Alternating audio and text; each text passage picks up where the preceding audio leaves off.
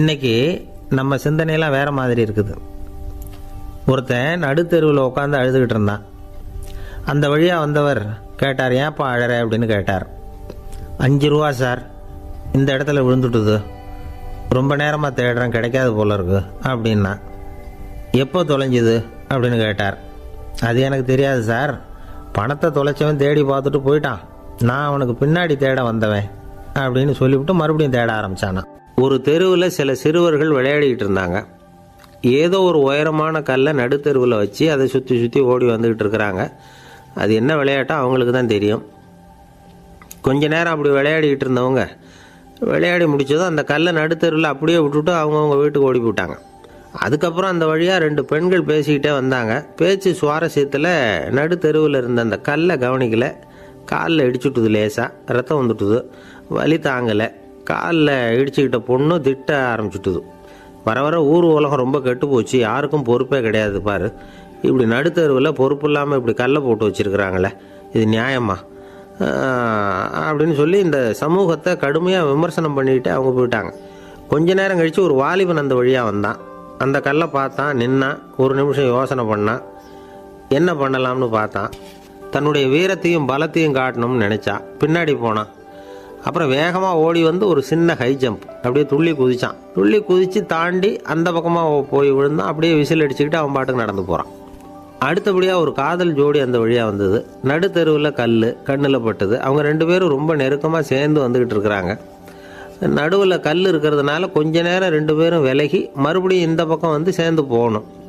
கொஞ்ச நேரம் நாம் பிரிய வேண்டி இருக்குதே அப்படின்னு வருத்தத்தோடு முணுமுணுத்துக்கிட்டே இந்த பக்கம் வந்தாங்க. அதுக்கப்புறம் வழக்கம் போல் சேர்ந்து அவங்க பாட்டுக்கு எதிர்காலத்தை பற்றி கற்பனை பண்ணிக்கிட்டே போயிட்டாங்க. கடைசியாக அந்த வழியாக பார்வை இல்லாத ஒருத்தர் வந்துக்கிட்டு இருக்கார். அவர் கையில் வழக்கமாக வச்சிருக்கிற அந்த ஊன்றுகோல், கையில் இருக்கிற அந்த ஊன்றுகோலால் தனக்கு முன்னாடி அப்படியும் இப்படியும் அப்படியே தட்டிக்கிட்டு பார்த்துக்கிட்டே அவர் மெதுவாக நடந்து வந்துக்கிட்டு இருக்கிறார். வழியில் இருக்கிற அந்த கல் தட்டுப்பட்டுது.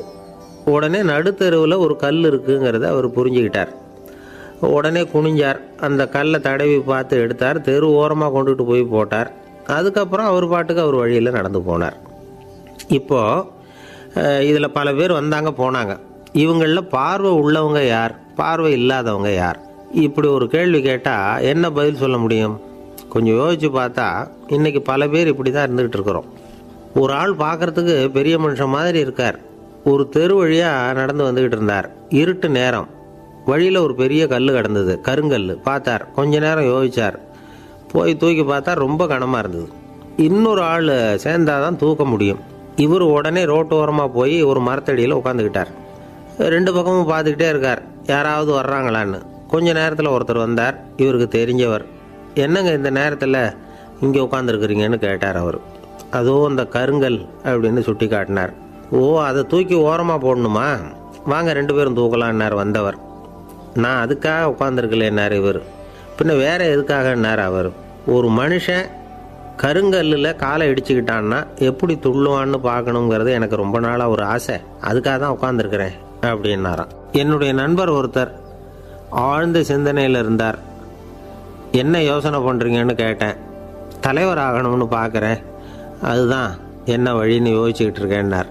நான் கூட அது மாதிரி யோசித்து பார்த்தேன், அதுக்கப்புறம் அந்த யோசனையை கை விட்டுட்டேன் அப்படின்னோம். ஏன்னு கேட்டார். அதுக்கான தகுதிகள் நமக்கு இல்லைங்கிறது புரியுது.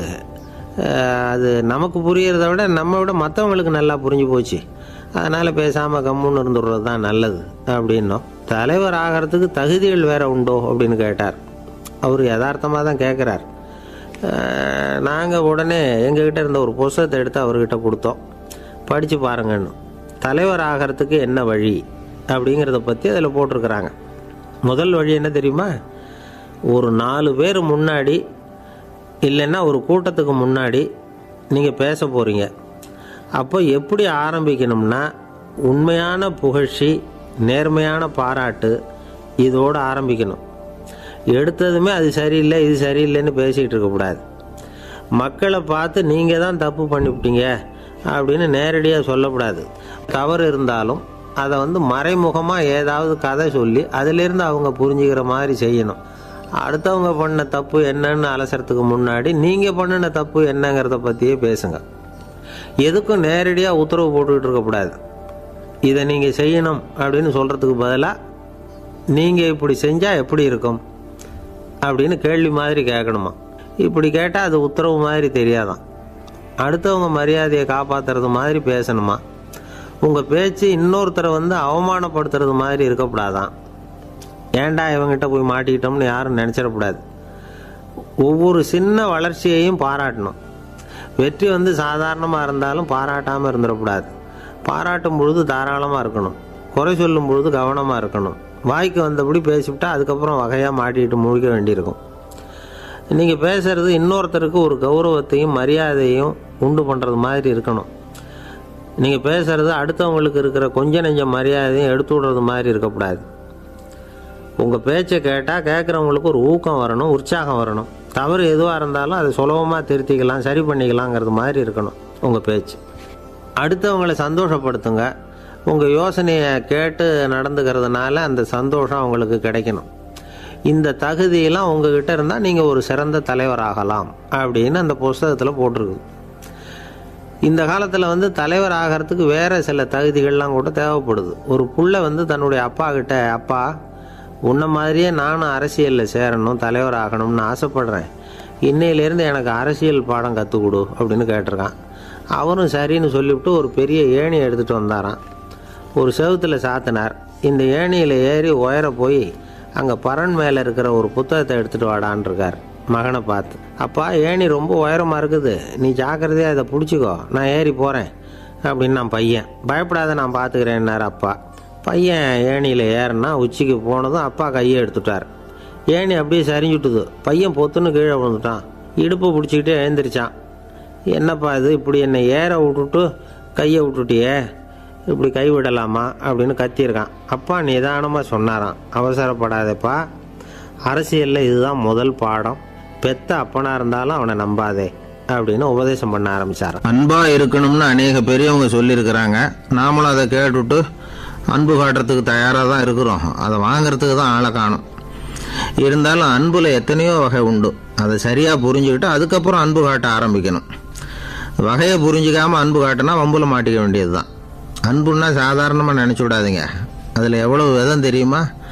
இரக்கம், கருணை, காருண்யம், பந்துத்துவம், பட்சம், பாசம், நேசம், விசுவாசம், அபிமானம், காதல், பக்தி, இப்படி பல விதமாக அதை பற்றி சொல்லி வச்சிருக்கிறாங்க பெரியவங்க.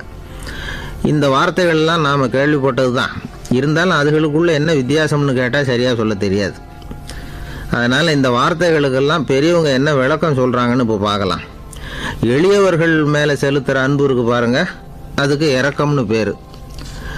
அறிவு பலம், சரீர பலம், இது ரெண்டும் இல்லாதவங்க மேலே, அதாவது வலிமையற்றவர்கள் மேலே செலுத்துகிற அன்பு இருக்கு பாருங்க, அதுதான் கருணை. எறும்புலேருந்து யானை வரைக்கும் சகல ஜீவராசிகள் மேலேயும் காட்டுற அன்புக்கு காருண்யம்னு பேர், ஜீவகாருண்யம். சிவி சக்கரவர்த்தி காட்டின அன்பு இந்த ரகம். உறவினர்கள், சொந்தக்காரங்க, அவங்க வசதியாக இருந்தாலும் வறுமையில் இருந்தாலும் வித்தியாசம் இல்லாமல் காட்டுற அன்பு இருக்கு பாருங்க, அதுக்கு பேர் பந்துத்துவம். ஒரு எஜமானன் வேலையாள்கிட்ட காட்டுற அன்பு இருக்கு பாருங்க, அதுக்கு பேர் தான் பட்சம். அவனும் தன்னை மாதிரி மனுஷன்தாங்கிற நினைப்பு வேணும். ஒரு தாய் தன்னுடைய குழந்தை மேலே, ஒரு குழந்தை தன்னுடைய தாய் மேலே செலுத்துகிற அன்புக்கு பாசம்னு பேர். ஈருடல் ஓர் உயிர்னு நினைக்கிறது இது. ராமரும் கௌசலையும் இதுக்கு உதாரணம். தம்மை ஒத்த நண்பர்கள் கிட்ட செலுத்துகிற அன்புக்கு நேசம்னு பேர். வயசு, செல்வம், அந்தஸ்து, இந்த வித்தியாசமெல்லாம் பார்க்காம அவங்க சுக துக்கத்தில் சமபங்கு எடுத்துக்கிறது இது. கிருஷ்ணன் குசேலர்கிட்ட காட்டினது இந்த ரகம். வேலை செய்கிறவன் முதலாளிகிட்ட காட்டுற அன்புக்கு விசுவாசம்னு பேர். தேசத்து மேலேயும் தாய்மொழி பேர்லையும் செலுத்துகிற அன்புக்கு அபிமானம்னு பேர். தேசாபிமானம்னு சொல்கிறோமே, இதுதான். ஒரு கணவன் மனைவி பேரில் காட்டுற அன்புக்கு காதல்னு பேர்.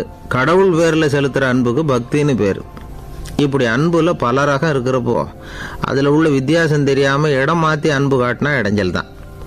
சரி, இந்த அன்பை பற்றி விஞ்ஞானம் என்ன சொல்லுது தெரியுமா? இதயத்தை பாதுகாக்கிறதுக்கு முக்கியமாக தேவைப்படுற ஒன்று இந்த அன்பு தான்னு சொல்லுது. நெதர்லாந்து விஞ்ஞானிகள் இதை ஆராய்ச்சி பண்ணியே கண்டுபிடிச்சிருக்கிறாங்க. கொஞ்சம் முயல் குட்டிகளை 2 பிரிவாக பிரித்தாங்க. 2 குரூப்புக்கும் கொழுப்பு அதிகமாக உள்ள ஆகாரத்தையே கொடுத்துக்கிட்டு வந்தாங்க. ஆனால் ஒரு குரூப்புக்கு வெறுமன ஆகாரத்தை கொடுத்ததோட சரி, இன்னொரு குரூப்பு முயல்களுக்கு ஆகாரம் கொடுத்ததோடு நிறுத்திக்கல. அதுக்கு முன்னாடி கூண்டுகளை திறந்து விட்டு முயல்களை கொஞ்ச நேரம் எடுத்து கொஞ்சி விட்டு அதுக்கப்புறமா ஆகாரம் கொடுத்தாராம் ஆராய்ச்சியாளர். இந்த குரூப்புக்கு இதய பாதிப்பு 60% குறைச்சலாக இருந்துதான். சில நோயாளிகளுக்கு ஹார்ட் அட்டாக் வந்தாலும் அதை தாங்கிக்கிட்டு குணமாகிற சக்தி அதிகமாக இருக்குது. இது எப்படின்னு ஆராய்ச்சி பண்ணி பார்த்துருக்குறாங்க. அவங்கெல்லாம் மனைவி தன் பேரில் ரொம்ப அன்பாக இருக்கிறதாக நினைக்கிறவங்களாம் இருக்கிறாங்களாம். இதய நோயாளிகள் பல பேரை சந்தித்து இதய நோய் ஏற்பட என்ன காரணம்னு கேட்டிருக்கிறாங்க. அவங்க சொன்ன காரணம்லாம் சாப்பாடு சம்மந்தமாக இல்லையா, மனைவி அன்பா இல்லை, இப்படிப்பட்ட காரணத்தை தான் சொல்கிறாங்களாம். அதனால் இதயத்தை பாதுகாக்கணும்னு நினைக்கிறவங்க அடுத்தவங்க அன்பாக இருக்கிறது மாதிரி பார்த்துக்குங்க, அதுதான் முக்கியம். ஒருத்தர் முகம் பூரா பிளாஸ்டரி போட்டுக்கிட்டு வந்தார். ரொம்ப கோபமாக, என்னங்க ஆச்சுன்னு விசாரித்தேன். எல்லாம் உங்களால் தான் சார்னார். விவரமாக சொல்லுங்களேன். என்ன, உங்கள் தகவலை கேட்டுட்டு ஒரு பூனைக்குட்டியை கையில் எடுத்தேன், அன்பாக அதை தடவி கொடுக்கறதுக்காக. ஆனால் அது முந்திக்கிட்டது, அது என் முகத்தை தடவி கொடுத்துட்டுது, முகம் பூரா நகை கீறல், அதுதான் இப்படி அப்படின்னார். அன்புல அறிவு சேராததுனால வந்த கோலம். அவர் ஒரு பெரிய குடும்பத்தில் பிறந்தவர். இருக்கிற சொத்துக்கள் எல்லாத்தையும் வாரி வழங்கிவிட்டு காட்டுக்கு புறப்பட்டார் தவம் செய்யறதுக்காக. இருந்தது பூராவும் கொடுத்துட்டார். இனிமேல் எதுவுமே இல்லை கொடுக்கறதுக்கு. அப்போது கடைசியாக ஒருத்தன் வந்து கையை நீட்டினான். ஐயா ஏதாவது கொடுங்கன்னா. அவர் பார்த்தார். கட்டியிருக்கிற வேட்டியை தவிர வேறு எதுவுமே இல்லை. 8 முழம் பட்டு வேட்டி ஜரிகை கரையோடு இருக்குது. கடைசியாக அதை தான் எடுத்து கட்டிக்கிட்டு அவர் புறப்பட்டுக்கிட்டு இருக்கிறார். அவர் பார்த்தார், எதிரில் அவன் பரிதாபமாக நின்றுட்டு இருக்கிறான். அந்த 8 முழ வேட்டியை 2ஆக கிழிச்சார். 4 முழத்தை அவங்ககிட்ட கொடுத்துட்டு மீதி 4 முழத்தை தன்னோட இடுப்பில் கட்டிக்கிட்டு அவர் காட்டுக்கு போயிட்டார். இவன் என்ன பண்ணான் தெரியுமா, கையில் கிடைச்ச 4 முழத்தை எடுத்துக்கிட்டு கடை வீதிக்கு போனான். பழைய பட்டு வேட்டி ஜருகை இதெல்லாம் விலைக்கு வாங்குற வணிகர் ஒருத்தர் இருந்தார். அவர்கிட்ட போனான். இதை விலைக்கு எடுத்துக்கிறீங்களான்னு கேட்டான்.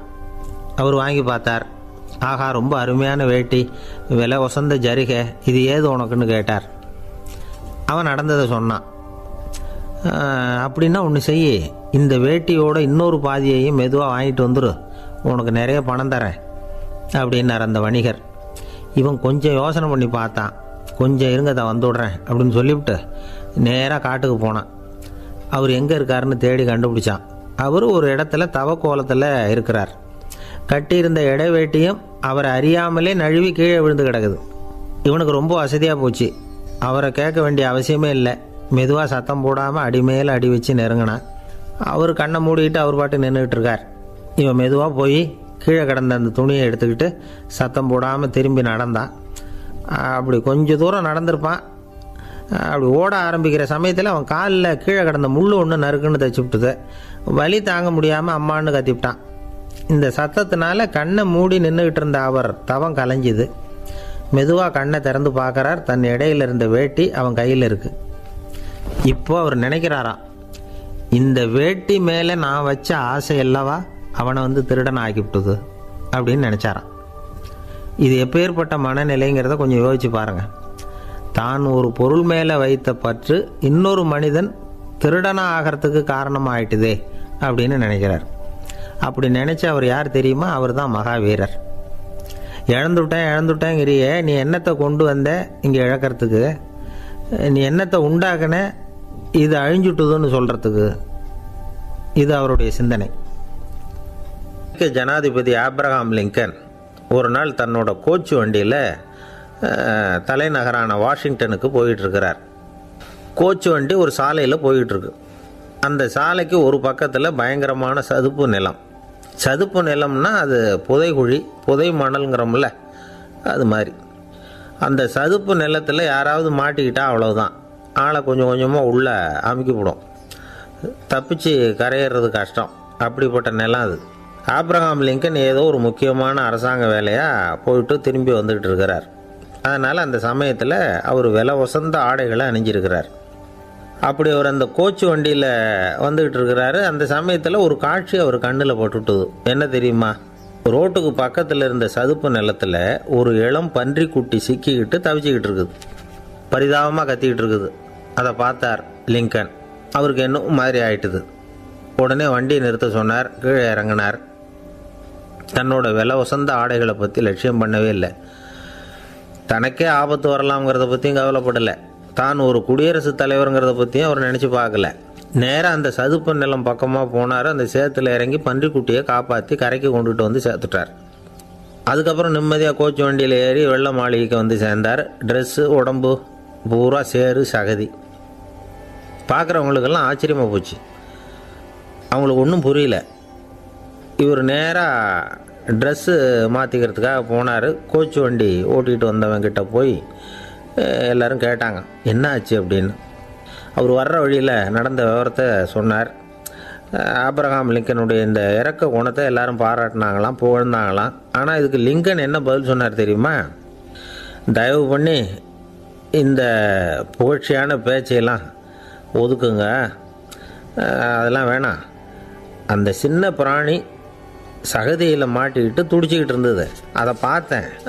உடனே என்னுடைய இதயத்தில் ஒரு முள் தைச்சது மாதிரி ஒரு உணர்வு. அந்த முள்ளை பிடுங்கி எறிஞ்சேன், அவ்வளவுதான். உண்மையில் அந்த பிராணிக்கு நான் உதவினேங்கிறத விட எனக்கு ஏற்பட்ட இன்னலை போக்கிட்டேன் அப்படிங்கிறது தான் உண்மை. அதுதான் பொருத்தம். அப்படி இருக்கிறப்போ இதில் புகழறதுக்கு என்ன இருக்குது அப்படின்னாராம் ஆபிரகாம் லிங்கன். எவ்வளவு யதார்த்தமான வார்த்தைகள் பாருங்கள். இந்த காலத்தில் நம்மளையும் பல பேர் அப்படி உண்டு. நீச்சல் தெரியாத ஒரு ஆள் தண்ணியில் இறங்கிட்டான். தண்ணி ஆழம்ங்கிறது அப்புறமா தான் தெரிஞ்சுது. தத்தளிக்க ஆரம்பிச்சுட்டான். வாழ்னு கத்துறான். கரையில் நின்றுக்கிட்டு இருந்த ஒருத்தர் இதை பார்த்தார். உடனே அவருக்கு இதயத்தில் முள் தைச்சது மாதிரி ஒரு உணர்வு. உடனே குபீர்னு தண்ணியில் பாய்ஞ்சார். அவரை காப்பாற்றி கரைக்கு கொண்டுட்டு வந்து சேர்த்தார். இதை பார்த்துக்கிட்டு இருந்த இன்னொருத்தர் காப்பாற்றின அந்த ஆளை பாராட்டி புகழ்ந்தார். என்ன புகழாதீங்க சார் அப்படின்னார் அவர். ஏன்னு கேட்டார் இவர். நான் அந்த ஆளை ஏன் காப்பாற்றினேன் தெரியுமா? அவன் நேற்றுக்கு என்கிட்ட 300 ரூபா கடன் வாங்கியிருக்கிறான். இவன் தண்ணியில் போட்டான்னா நான் கொடுத்த கடனும் தண்ணியில் போடும். அதனால தான் விழுந்து காப்பாற்றினேன் அப்படின்னா அந்த ஆள். ஒருத்தர் ரொம்ப அவசரமாக போய்கிட்டு இருந்தார். எங்கே சார் போகிறீங்கன்னு கேட்டோம். எனக்கு வேண்டியப்பட்ட ஒருத்தருக்கு குழந்தை பிறந்திருக்கிறதாக செய்தி வந்திருக்கு, அதுதான் ஆஸ்பத்திரிக்கு போயிட்டுருக்கேன், பார்த்துட்டு வரலாம்னு அப்படின்னார். அப்படின்னா கொஞ்சம் இப்படி உட்காருங்க அப்படின்னோம். சில விவரமெல்லாம் சொல்கிறேன், கேட்டுக்கிட்டு போங்க அப்படின்னோம். உட்காந்தார். அப்புறம் சொல்ல ஆரம்பித்தோம். புதுசாக பிறந்திருக்கிற ஒரு குழந்தைய பார்க்க போகிறதுன்னா அது சாதாரண விஷயம் இல்லை.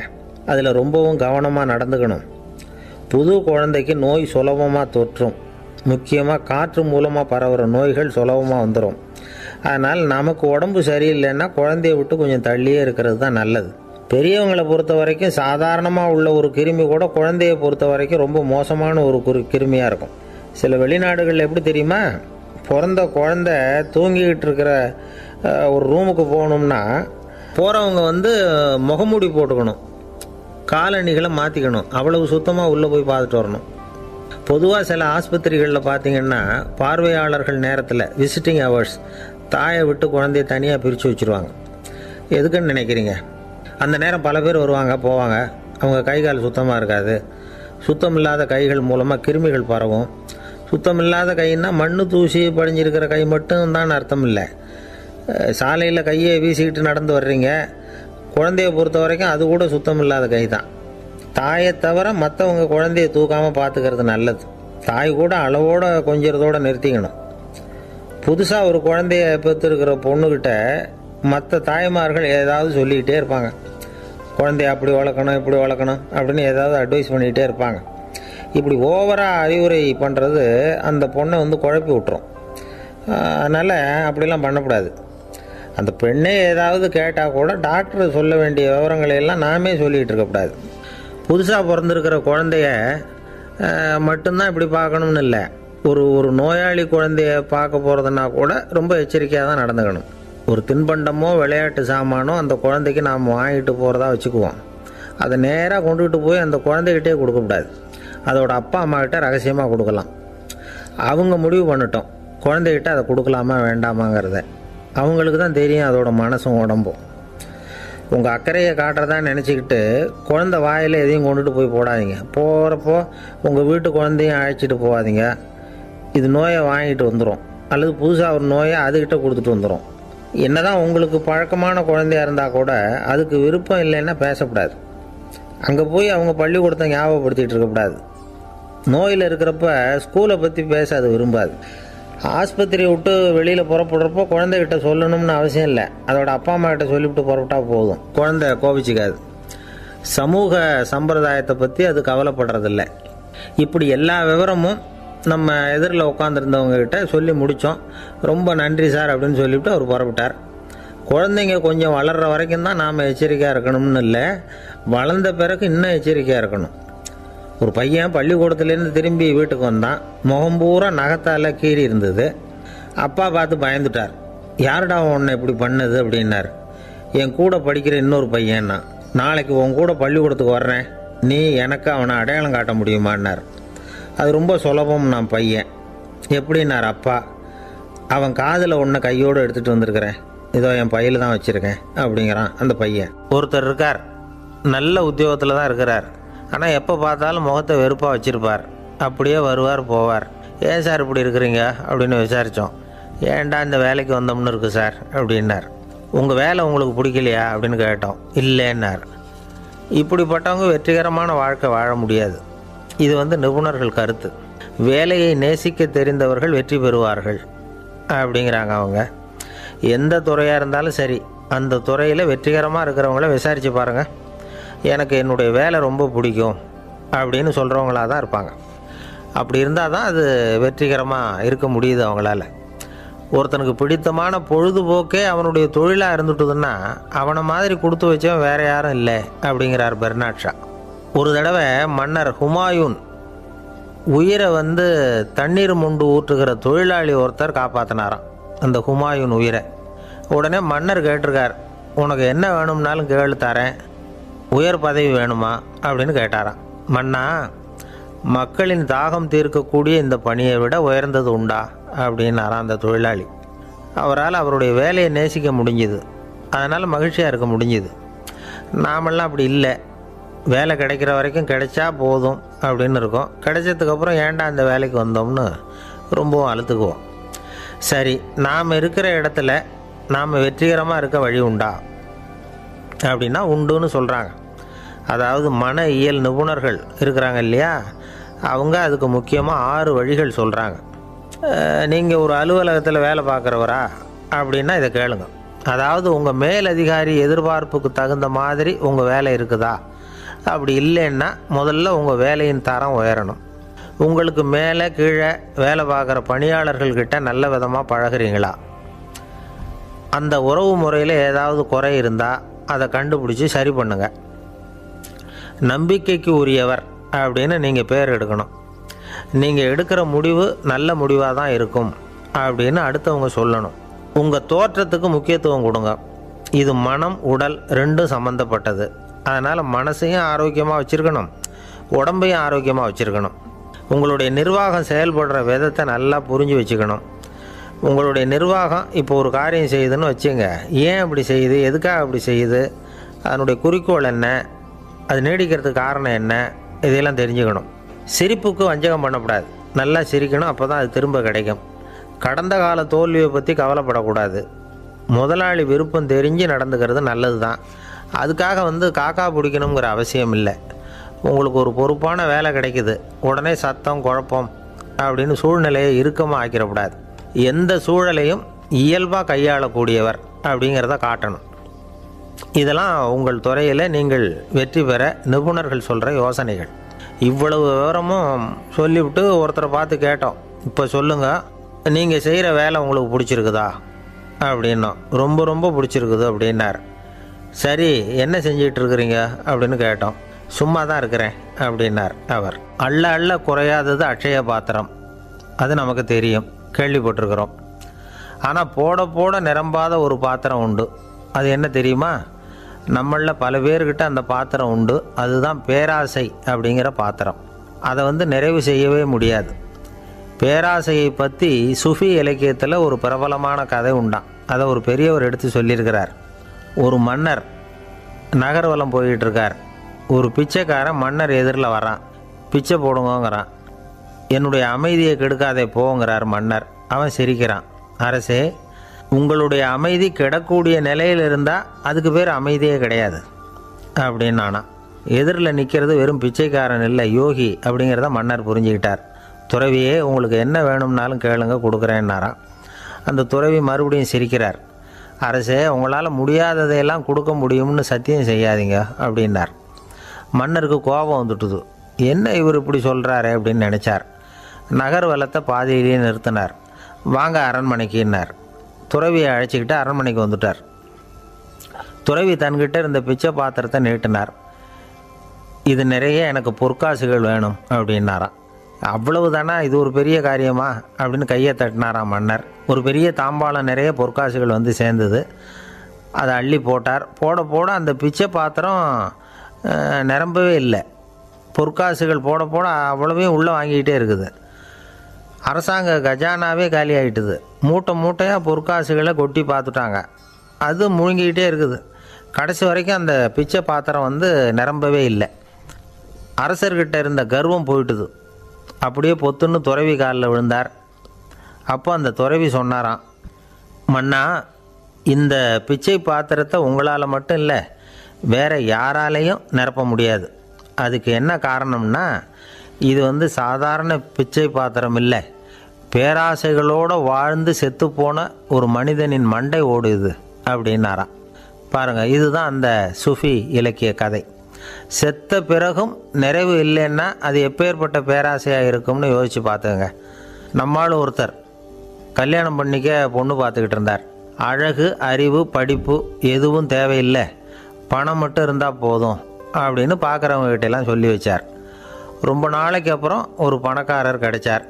அவர் சொன்னார், இதை பாருங்கள், எனக்கு 20 வயசில் ஒரு மகள், அவளை நீங்கள் கல்யாணம் பண்ணிக்கிட்டா 2 லட்சம் பணம் கொடுப்பேன். 25 வயசில் ஒரு பொண்ணு, அவளை கல்யாணம் பண்ணிக்கிட்டா 2.5 லட்சம் தருவேன். 30 வயசில் ஒரு பொண்ணு இருக்கா, அவளை கல்யாணம் பண்ணிக்கிட்டா 3 லட்சம் தருவேன். என்ன சொல்கிற அப்படின்னாராம். இவன் கொஞ்ச நேரம் யோசித்து பார்த்துருக்கான். அதுக்கப்புறம் மெதுவாக அவரை நிமிர்ந்து பார்த்து, ஏன் சார், உங்ககிட்ட 50 வயசில் ஏதாவது பொண்ணு இருக்கா அப்படின்னு கேட்டானா. ஒருத்தர் ரொம்ப அவசரமாக வந்தார். சார், மனுஷன் நிம்மதியாக இருக்கிறதுக்கு என்ன வழின்னு கேட்டார். சீக்கிரமாக ஒரு கல்யாணத்தை பண்ணிங்க, எல்லாம் சரியாக போடும் அப்படின்னோம். அவர் ஒரு மாதிரியாக பார்த்தார். ஏற்கனவே எனக்கு கல்யாணம் ஆகிட்டுது சார், அதனால தானே நிம்மதியாக இருக்கிறதுக்கு வழி கேட்குறேன் அப்படின்னார். சரி, இவர் ஒரு மாதிரியான கேஸ் அப்படின்னு நினச்சிக்கிட்டு நம்மக்கிட்ட இருந்த ஒரு சின்ன புத்தகத்தை அவர்கிட்ட தூக்கி கொடுத்தோம். இதை படித்து பாருங்கன்னு. கல்யாணத்துக்கு பிறகும் சந்தோஷமாக இருக்கிறதுக்கு என்ன வழி அப்படிங்கிற கேள்விக்கு அந்த புத்தகத்தில் விளக்கம் இருந்தது. கணவன் மனைவிக்குள்ளே சிக்கல் வராமல் இருக்கிறதுக்கு அதில் சில வழிகளை சொல்லி கொடுத்துருக்குறாங்க. அதெல்லாம் என்னென்ன அப்படிங்கிறத இப்போ பார்க்கலாமா? குடும்பம்னு இருந்தால் கோபம் வரதான் செய்யும். அது வந்துட்டு போட்டும் பரவாயில்ல. ஆனால் அந்த கோபம் ஒரே நேரத்தில் 2 பேருக்கும் வந்துடாமல் பார்த்துக்கணும். ஒரு சமயத்தில் யாராவது ஒருத்தர் தான் கோபப்படணும், அடுத்தவங்க அமைதியாக இருக்கணும். அதுக்கப்புறம் இவர் அமைதியான உடனே அவங்க ஆரம்பிச்சிக்கலாம். கோபமாக ஏதாவது சொன்னால் உடனே கோபமாக பதில் சொல்லக்கூடாது. கொஞ்சம் பொறுத்து கோபம் தீர்ந்த உடனே அந்த பதிலை சொல்லலாம். அப்போ பதில் கோபமாக இருந்தால் கூட அது அவ்வளோ பெருசாக தெரியாது. அற்ப விஷயத்துக்கெல்லாம் காய்ச்சி மூச்சுன்னு கத்திக்கிட்டு இருக்கக்கூடாது. உங்கள் 2 பேருக்குள்ளே ஒரு தர்க்கம் ஆரம்பமாயிட்டுதுன்னு வச்சுக்கோங்க. கடுமையாக 2 பேரும் விவாதம் பண்ணுறீங்க. உங்களில் ஒருத்தர் இதில் ஜெயிக்கணும்னா அது நீங்களாக இருக்க வேணாம், அடுத்தவங்க ஜெயிக்கிறதுக்கு நீங்கள் துணையாக இருங்களேன். அப்படின்னா நீங்கள் கொஞ்சம் விட்டு கொடுக்கணும், அவ்வளோதான். ஏதாவது குத்தம் சொல்லணுமா, செஞ்ச தப்பை சுட்டி காட்டணுமா, விமர்சனம் பண்ணணுமா, பண்ணுங்க, வேணான்னு சொல்லலை. ஆனால் சொன்னதை அப்படி சொல்கிறத வந்து கொஞ்சம் அன்பாக இதமாக சொல்லுங்கள். எப்போவோ நடந்த தவறுகளையெல்லாம் இப்போ போய் மறுபடியும் ஞாபகப்படுத்திகிட்டு இருக்க வேண்டாம். நான் அப்போவே சொன்னேன் இந்த புடவை வேணாம்னு, நீங்கள் தான் கேட்கல, இப்போ பாருங்கள் கிழிஞ்சு போச்சு இப்படின்னு கத்துனாங்க ஒரு அம்மா. எப்போ சொன்னீங்கன்னு கேட்டால் ஒரு 10 வருஷத்துக்கு முன்னாடி தீபாவளி சமயத்தில் அப்படிங்கிறாங்க. அது என்ன இன்னும் அப்படியே புதுசாகவே இருக்கும்? உங்களுக்கு அவர் தான் பெருசு, அவருக்கு நீங்கள் தான் பெருசு. அதை விட இந்த உலகத்தில் வேறு எதுவும் முக்கியம் இல்லைன்னு நினைக்கணும். நீ தான் என்னுடைய உலகம்னு எத்தனை தடவை சொல்லியிருப்பீங்க? அதெல்லாம் வெறும் வசனமாக போயிடக்கூடாது. ஏதாவது ஒரு பிரச்சனையை பற்றி கடுமையாக விவாதம் பண்ணிக்கிட்டு இருக்கீங்க, அதை அப்படியே பாதியில் விட்டுட்டு படுக்கைக்கு போயிடக்கூடாது. சுச்சத்தை நாளைக்கு பேசிக்கலாம்னு. அப்படி போனால் தூக்கம் வராது. பிரச்சனையை ஒரு முடிவு பண்ணிக்கிட்டு அதுக்கப்புறமா தூங்க போகணும். ஒரு நாளில் ஒரு தடவையாவது உங்கள் ஜோடியை பாராட்டி நல்ல விதமாக கனிவாக ஒரு வார்த்தை சொல்லணும் அப்படின்னு தீர்மானம் பண்ணிங்க. ஏதாவது தப்பு பண்ணிவிட்டீங்கன்னா பரவாயில்ல, அதை ஒத்துக்கிறதுக்கும் மன்னிப்பு கேட்குறதுக்கும் தயாராக இருக்கணும். அது ஒன்றும் கேவலம் கிடையாது. வீட்டுக்குள்ளே தானே கேட்க போகிறீங்க, வெளியில் யாருக்கு தெரிய போதும்? எப்படியோ உங்களுக்குள்ளே ஒரு சமரசம் ஆனால் சரி தான். ஒரு தகராறுன்னு எடுத்துக்கிட்டால் குறைஞ்சபட்சம் அதுக்கு 2 பேர் தேவை. தனியாகவே உட்காந்துக்கிட்டு நான் இப்போ தகராறு பண்ணிகிட்டு இருக்கிறேன் அப்படின்னு யாரும் சொல்ல முடியாது. 2 பேர் தகராறு பண்ணுறாங்கன்னா பொதுவாக அந்த 2 பேரில் யார் அதிகமாக பேசுகிறாங்களோ அவங்க பேரில் தான் தப்பு இருக்கும். அதை மனசில் வச்சுக்கணும். இதெல்லாம் தான் அந்த புத்தகத்தில் போட்டிருக்கிற வழிமுறைகள். இவ்வளவும் சரியாக வரலைன்னா அப்புறமா சொல்லுங்கள், வேறு புத்தகம் ஏதாவது இருக்கான்னு தேடுவோம். ஒரு கணவன் தன்னுடைய மனைவியை அழைச்சிட்டு ஒரு மனோதத்துவ டாக்டர்கிட்ட வந்தாராம். டாக்டர், எங்களுக்கு கல்யாணம் ஆகி 30 வருஷ காலமாக நாங்கள் ஒரு விஷயத்தில் கூட ஒத்து போனதில்லை அப்படின்னு ஆரம்பித்தார். உடனே அந்த அம்மா குறுக்கிட்டு, அது 30 வருஷம் இல்லை 32 வருஷம் அப்படின்னாங்களாம். சில பேரை இப்படி சொல்கிறது உண்டு. அடுத்தவங்களை அனுசரித்து நடந்துக்க தெரியல, அவன் என்ன சார் மனுஷன் அப்படிம்பாங்க. சக மனிதர்களோடு எப்படி பழகிறது அப்படின்னு தெரியாததுனாலேயே பல பேர் இன்றைக்கி சங்கடப்பட்டுக்கிட்டு இருக்கிறாங்க. வசதி வாய்ப்பெல்லாம் சரியாக இருக்கும், ஆனால் வாழ்க்கை சரியாக இருக்காது. இன்னொருத்தர்கிட்ட எப்படி பேசுறது பழகிறதுங்கிறது தெரியாததுனால தான் இந்த அவஸ்தை. சரி, இந்த அவஸ்தை இல்லாமல் வாழறது எப்படி? இதுக்கு அனுபவசாலிகள் சில வழிமுறைகளை சொல்கிறாங்க. அதெல்லாம் என்னென்னங்கிறத இப்போ தெரிஞ்சுக்குவோம். முதல்ல நம்ம நாக்கு நம்ம கண்ட்ரோலில் இருக்கணும். வார்த்தைகளை கொட்டிவிட்டு அதுக்கப்புறம் அள்ள முடியாமல் கடந்து கஷ்டப்படக்கூடாது. எப்படி பேசுகிறோங்கிறதும் முக்கியம், பேசுகிறப்ப எப்படி முகத்தை வச்சுருக்கிறோங்கிறதும் முக்கியம். அன்பாக பேசினாலும் நல்லாயிருக்கும். அப்படி பேசுகிறப்ப ஆதரவாக அவர் தோள் மேலே ஒரு கையை போட்டுக்கிட்டு பேசினா இன்னமும் நல்லாயிருக்கும். 2வது விஷயம், இன்னொருத்தர்கிட்ட பேசுகிறப்போ வாக்குறுதிகளை அள்ளி வீசக்கூடாது. கொடுக்குற வாக்குறுதி குறைச்சலாக இருக்கணும். அப்படி கொடுத்த வாக்குறுதியை கண்டிப்பாக நிறைவேற்றணும். நாம் ஒருத்தரை பாராட்டுறோம் அல்லது அவரை பற்றி அபிப்பிராயம் சொல்கிறோம்னா அது ஆக்கப்பூர்வமாக இருக்கணும். நம்ம பாராட்டு அல்லது விமர்சனம் அடுத்தவருடைய முன்னேற்றத்துக்கு உதவுறது மாதிரி இருக்கணும். நாம் சொல்கிறத கேட்டுட்டு அவன் தலையில் கையை வச்சுட்டு உட்காந்துடக்கூடாது. எப்பவும் உற்சாகமாக இருக்கணும், முகம் மலர்ச்சியாக இருக்கணும். மனுஷன் இருந்தால் வருத்தம், கவலை, ஏமாற்றம் எல்லாம் இருக்க தான் செய்யும். அதெல்லாம் மனசில் இருக்கட்டும். அந்த வருத்தமும் கவலையும் ஏமாற்றமும் சேர்ந்துக்கிட்டு நம்ம முகத்தில் இருக்கிற மலர்ச்சியை மூடி மறைக்கிறதுக்கு நாம் இடம் கொடுத்துடக்கூடாது. எந்த விஷயத்தை பற்றி யாருக்கிட்ட பேசினாலும் வெளிப்படையாக பேசணும், திறந்த மனசோடு பேசணும். மூடி மறைச்சி முன்னு மூழ்கிக்கிட்டு இருக்கக்கூடாது. இன்னொருத்தர்கிட்ட பேசுகிறப்போ விவாதம் பண்ணுங்க, அது தப்பு இல்லை. ஆனால் வாதாடிக்கிட்டு இருக்கக்கூடாது. அதாவது என்ன சொல்கிறாங்கன்னா, டிஸ்கஸ் பண்ணலாம், ஆர்கியூ பண்ணக்கூடாதான். நம்மக்கிட்ட இருக்கிற நல்ல குணங்களை நாம் எடுத்து சொல்லிகிட்டு இருக்கக்கூடாது. அந்த நல்ல குணங்களே நம்மளை பற்றி எடுத்து சொல்லணும். அது மாதிரி நடந்துக்கணும். அதே மாதிரி அடுத்தவங்க கிட்ட உள்ள கெட்ட குணங்களை பற்றி அவசியம் இல்லாமல் நாம் பேச வேண்டியதில்லை. உங்களை பற்றி யாராவது தப்பாக பேசுகிறாங்களா, அப்படி அவங்க பேசுகிறதுல உண்மை இல்லையா அப்படின்னா அதை நீங்கள் பொருட்படுத்த வேண்டியதில்லை, விட்டுடலாம். அது தானாக போயிடும். ஒரு 4-5 பேரோட பேசிக்கிட்டு இருந்தீங்கன்னா எல்லாருக்கும் முக்கியத்துவம் கொடுங்க. யாரையும் அலட்சியப்படுத்தாதீங்க. தமாஷா பேசலாம், ஆனால் அவங்க தமாஷ் அடுத்தவங்களை கேலி பண்ணுறதா இருக்கக்கூடாது. நமக்கு கிடைக்க வேண்டியது கிடைக்கலையே அப்படிங்கிற தவிப்பு நம்மக்கிட்ட இருக்கக்கூடாது. அது தேவையில்லை. உங்கள் செயல்பாடுகள் தெளிவாக இருக்கட்டும். பாராட்டு தானாக அவங்கள தேடிட்டு வரும். இன்னொரு மனுஷனுடைய மனசில் கௌரவமான ஒரு இடத்த பிடிக்கணும்னா நாம் இந்த குணத்தையெல்லாம் நம்மக்கிட்ட வளர்த்துக்கணும். இதெல்லாம் அனுபவசாலிகள் சொல்லியிருக்கிற குறிப்புகள். இந்த குறிப்புகளை சரியாக புரிஞ்சுக்கணும், அது முக்கியம். தப்பாக புரிஞ்சுக்கிட்டா என்ன ஆகும் தெரியுமா? இதை கேளுங்க. ஒருத்தர் வந்தார், சார் அடுத்தவங்க தோள் மேலே கையை போட்டுக்கிட்டு அன்பாக பேசணும்னு சொன்னீங்க, அப்படி தான் பேசினேன். அவர் முதுகை கூட தட்டி கொடுத்தேன், என் வேலை போயிட்டுது சார், வீட்டுக்கு அனுப்பிச்சிட்டாங்க அப்படின்னார். யாருக்கிட்ட அப்படி பேசுனீங்கன்னு கேட்டோம். என் முதலாளிகிட்ட சார் அப்படிங்கிறார் ரொம்ப சோகமாக. இந்த உலகமே ஒரு நாடக மேடை, நாம் எல்லாரும் நடிகர்கள். இது ஞானிகள் சொல்கிறது. இது ஒரு பக்கம் இருக்கட்டும். இந்த உலகத்துக்குள்ளே எத்தனையோ நாடக மேடைகள், எத்தனையோ நடிகர்கள், எத்தனையோ நாடகங்கள்.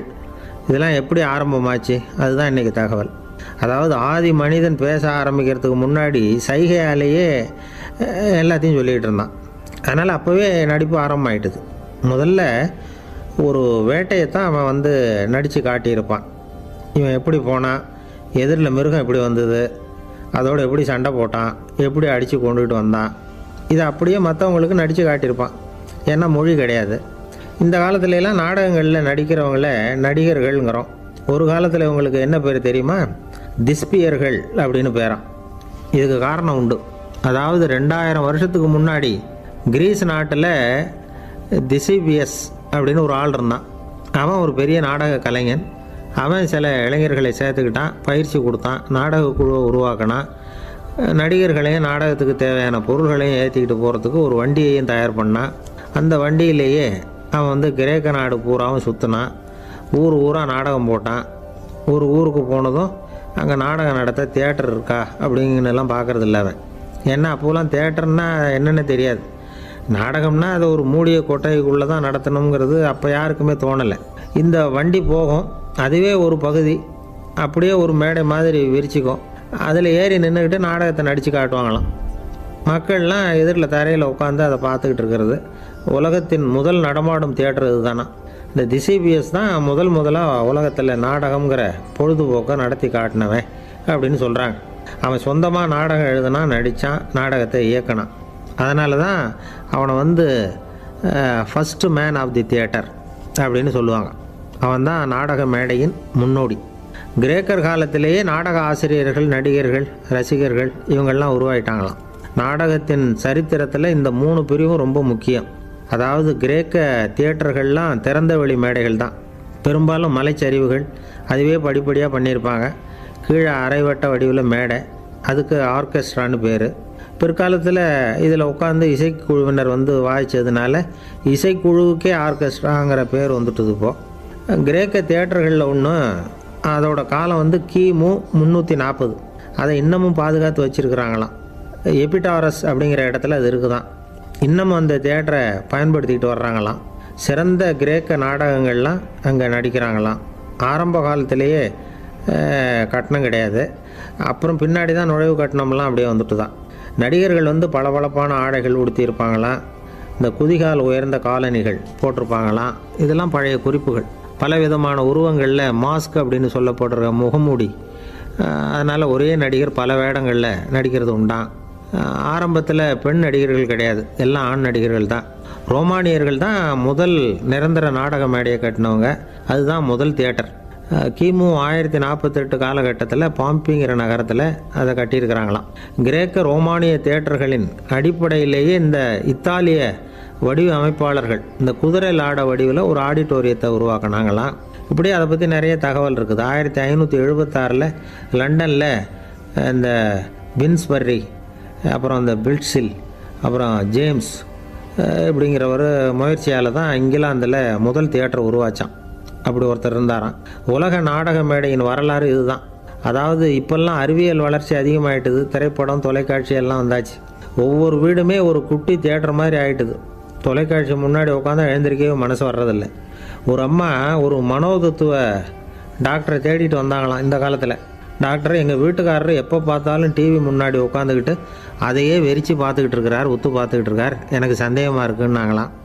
இது மனக்கோளாறு இல்லைங்க, ஆர்வக்கோளாறு, அவ்வளவுதான், இதுக்காக பயப்படாதீங்கன்னாரான் டாக்டர். அப்படி இல்லை டாக்டர், டிவி ஓடும் பொழுது நாம் எல்லாம் அதை பார்க்குறோம் சரி, ஆனால் அவர் அப்படி இல்லை, டிவியை நிறுத்தினதுக்கு அப்புறமும் அதையே உத்து பார்த்துட்டு உட்காந்துருக்கிறார், அதனால தான் சந்தேகப்பட்டு உங்ககிட்ட வந்தேன் அப்படின்னாங்களாம். ஒரு சின்ன பையன் வந்தான். அவனை பார்த்து ஒரு கேள்வி கேட்டோம். ஏன்ப்பா உங்கள் வீட்டில் அம்மா புத்திசாலியா அப்பா புத்திசாலியா அப்படின்னு. அவன் அலட்சியமாக நம்மளை பார்த்து சிரிக்கிறான். என்ன சார் இது, இந்த காலத்தில் இது கூட தெரியாமல் இருக்கிறீங்களே அப்படிங்கிறான். ஒரு சின்ன பையன் நம்மளை பார்த்து இப்படி கேட்டு விட்டானே அப்படின்னு நினைக்கிறப்போ நமக்கு ஒரு மாதிரி ஆகிடும். அதுக்கப்புறம்தான் இந்த தாத்தா பாட்டிலாம் சொல்கிற ஒரு கதை ஞாபகத்துக்கு வந்தது. அது என்ன கதை தெரியுமா? ஒரு ஊரில் ஒரு அம்மாவும் பிள்ளையும் இருந்தாங்களாம். அந்த மகனுக்கு திடீர்னு தேசாந்திரம் போய் வரணும்னு ஆசை வந்துட்டுது. ஊராக போய் சுற்றி பார்க்கணுங்கிற ஆசை. அந்த அம்மாவுக்கு இது பிடிக்கல. மகனை பிரிஞ்சு இருக்கிறதுக்கு அவங்க மனசு இடம் கொடுக்கல. வேணாப்பான்னு சொல்லி பார்த்தாங்க, அவன் கேட்கல. திடீர்னு புறப்படவும் செஞ்சுட்டான். சரி, இனிமேல் அவனை தடுக்க முடியாதுன்னு முடிவு பண்ணிக்கிட்டாங்க அந்த அம்மா. இருந்தாலும் புத்திசாலித்தனமாக ஒரு யோசனை பண்ணாங்க. மகனை கிட்டத்தில் கூப்பிட்டாங்க. அவங்ககிட்ட சொன்னாங்க, இதை பாருப்பா, நீ தேசாந்திரம் போகிறதுன்னு தீர்மானம் பண்ணிவிட்ட, அதை நான் தடுக்கலை, போயிட்டு வந்துடும். ஆனால் போகிறதுக்கு முன்னாடி எனக்கு ஒரு வாக்குறுதி கொடுத்துட்டு போ அப்படின்னாங்க. போகிறப்போ ராத்திரியாக இருந்தாலும் பகலாக இருந்தாலும் சரி, புளிய மரத்து நிழலில் தான் தங்கணும். திரும்பி வர்றப்போ இரவும் பகலும் நீ வேப்ப மரத்து நிழல்லே தங்கணும் அப்படின்னாங்க. சரி, அப்படியே செய்கிறேன்னு சொல்லி வாக்குறுதி கொடுத்தான் பையன். புறப்பட்டு போனான். போகிற வழியில் புளிய மரத்து நிழல்லே தங்கினான், தூங்கினான். அப்படி போய்கிட்டே இருந்தான். 7ஆவது நாள் அவன் உடம்பு சுகமில்லாமல் போயிட்டுது. ரொம்பவும் பலவீனமாயிட்டான். இனிமேல் நடக்க முடியாதுங்கிற நிலைமை வந்துட்டுது. யோசிச்சு பார்த்தான், சரி இதுக்கு மேலே போக வேண்டாம் அப்படின்னு முடிவு பண்ணிட்டு திரும்பி வர ஆரம்பிச்சிட்டான். திரும்பி வர்றப்போ வழியில் வேப்ப மரத்து நிழலையே தங்கி தங்கி வந்தான். நாளுக்கு நாள் உடம்பு சரியாக வந்துட்டுது. 7ஆவது நாள் வீட்டுக்கு சேர்றான். உடம்பு பழையபடியே கலகலப்பாயிட்டுது. பூர்ண சுகம். தேசாந்திரம் போன பையன் திரும்பி வந்துட்டானே அப்படின்னு அந்த அம்மா ஆச்சரியப்படலை. ஏன்னா அவங்களுக்கு தெரியும் இப்படி ஆகும்னு. பையன் சீக்கிரமாக திரும்பி வரணுங்கிறதுக்காகத்தான் அவங்க அந்த யோசனையை சொன்னாங்க. என்ன விஷயங்கிறதையும் அவங்களே சொன்னாங்க. மகனே, புளிய மரத்து நிழல் உடம்புக்கு உஷ்ணத்தை கொடுக்கும், சீக்கம் உண்டாக்கும். அதனால் நீ தொடர்ந்து புளிய மரத்து நிழலில் தங்கினாவே நோய்க்கு ஆளாயிட்ட. அதனால் நல்ல பயணத்தை முடிச்சுக்கிட்டு திரும்பி வரணுங்கிற முடிவுக்கு வந்துட்ட. திரும்பி வர்றப்போ நீ தங்கினது வேப்ப மரத்து நிழல். அது உடம்புக்கு குளிர்ச்சியை தரக்கூடியது, நோயை தீர்க்கக்கூடியது. அதனால் சுகமாக வீட்டுக்கு சேர்ந்துட்ட. உன்னோட தேசாந்திர பயணத்தை தடுக்கிறதுக்காக தான் இப்படி பண்ணினேன் அப்படின்னாங்களாம் அந்த அம்மா. பார்த்தீங்களா அம்மாவோட புத்திசாலித்தனத்தை? அப்பாவாக இருந்தால் இப்படியா பண்ணுவார்?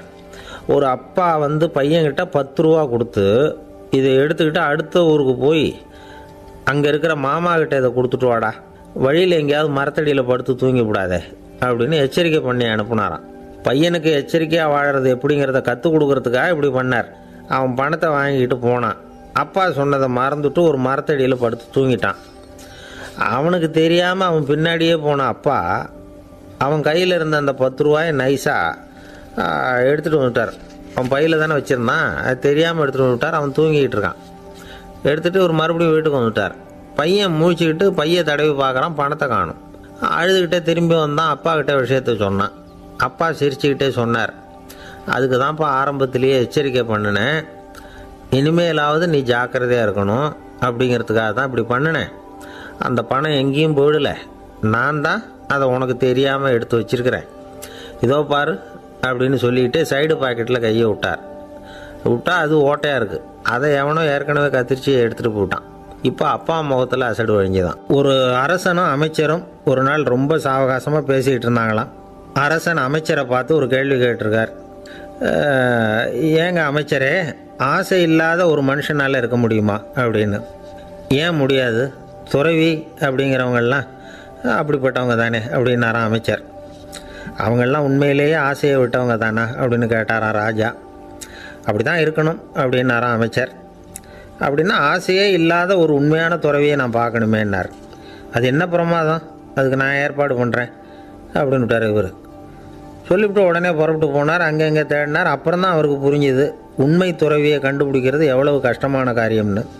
இருந்தாலும் ராஜா கிட்ட சொல்லியாச்சே உண்மை துறவியை காட்டுறேன்னு. இப்போ என்ன பண்ணுறது? ராஜா கிட்ட சொன்னபடி நடக்கலைன்னா அவருக்கு கோபம் வந்துடும். அமைச்சர் ஒரு யோசனை பண்ணார். அவருக்கு ஒரு வழி தெரிஞ்சுது.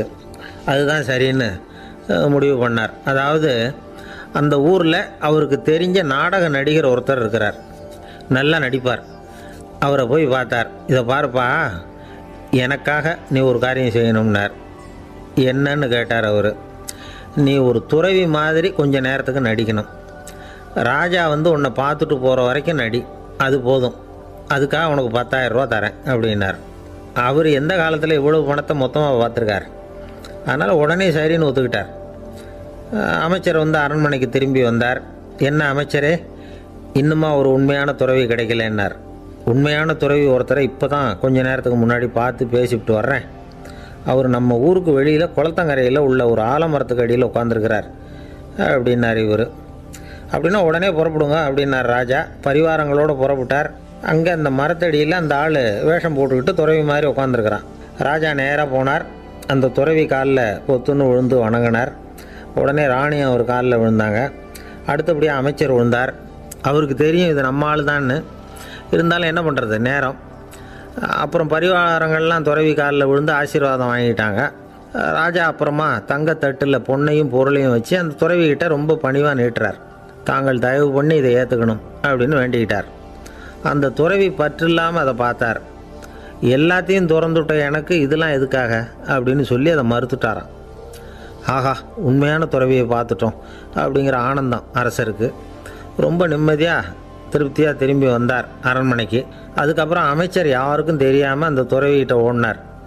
சொன்ன பிரகாரம் பணத்தை நீட்டினார். இந்தாப்பா, நான் உங்ககிட்ட சொன்னபடி 10,000 ரூபா பணம் எடுத்துக்கோ அப்படின்னார். அந்த ஆள் ராஜா கிட்ட சொன்னது மாதிரியே எல்லாத்தையும் திறந்துட்டோம், எனக்கு இதெல்லாம் எதுக்காக வேணாம் அப்படின்னு விட்டாரான். நடித்த வரைக்கும் போதும்ப்பா, இனிமேல் இந்த நாடக வசனம்லாம் வேணாம், வேஷத்தை கலைச்சிரு, பணத்தை வாங்கிக்கோன்னார். இல்லைங்க, இது வேஷம் இல்லை, இது வசனமும் இல்லை, இது உண்மை. கொஞ்ச நேரம் துறவி மாதிரி நடித்ததுக்கே இந்த தேசத்து ராஜா, ராணி, அமைச்சர், பரிவாரங்கள் எல்லாம் என் காலில் விழுந்து வணங்குறாங்க. அப்படின்னா உண்மையான துறவியாக இருக்கிறது எவ்வளவு பெருமையான விஷயம். நான் உண்மையான துறவியாக ஆக போகிறேன், அப்படி முடிவும் பண்ணிட்டேன் அப்படின்னார் அந்த நடிகர். வேஷம் கூட எப்படிப்பட்ட விளைவுகளை உண்டு பண்ணுது பார்த்தீங்களா. நம்மால் ஒருத்தன் ரொம்ப வசதியாக தான் இருந்தான். ஒரு நாள் அவன் சொத்து பூரா திருட்டு போட்டுது. அதுக்கப்புறம் இவன் துறவி மாதிரி ஆகிட்டான். ஊர் ஊராக சுற்றினான். ஒரு குருநாதரை தேடி கண்டுபிடிச்சான். அவர்கிட்ட சீடனாக சேர்ந்துக்கிட்டான். அவனை பார்த்து ஒருத்தர் கேட்டார், நீ உண்மையான சீடன் தானான்னு. இல்லைங்க, சீடன் மாதிரி நடிச்சுக்கிட்டு இருக்கிறேன் அப்படின்னா. அது குரு துரோகம் இல்லையா அப்படின்னு கேட்டார் அவர்.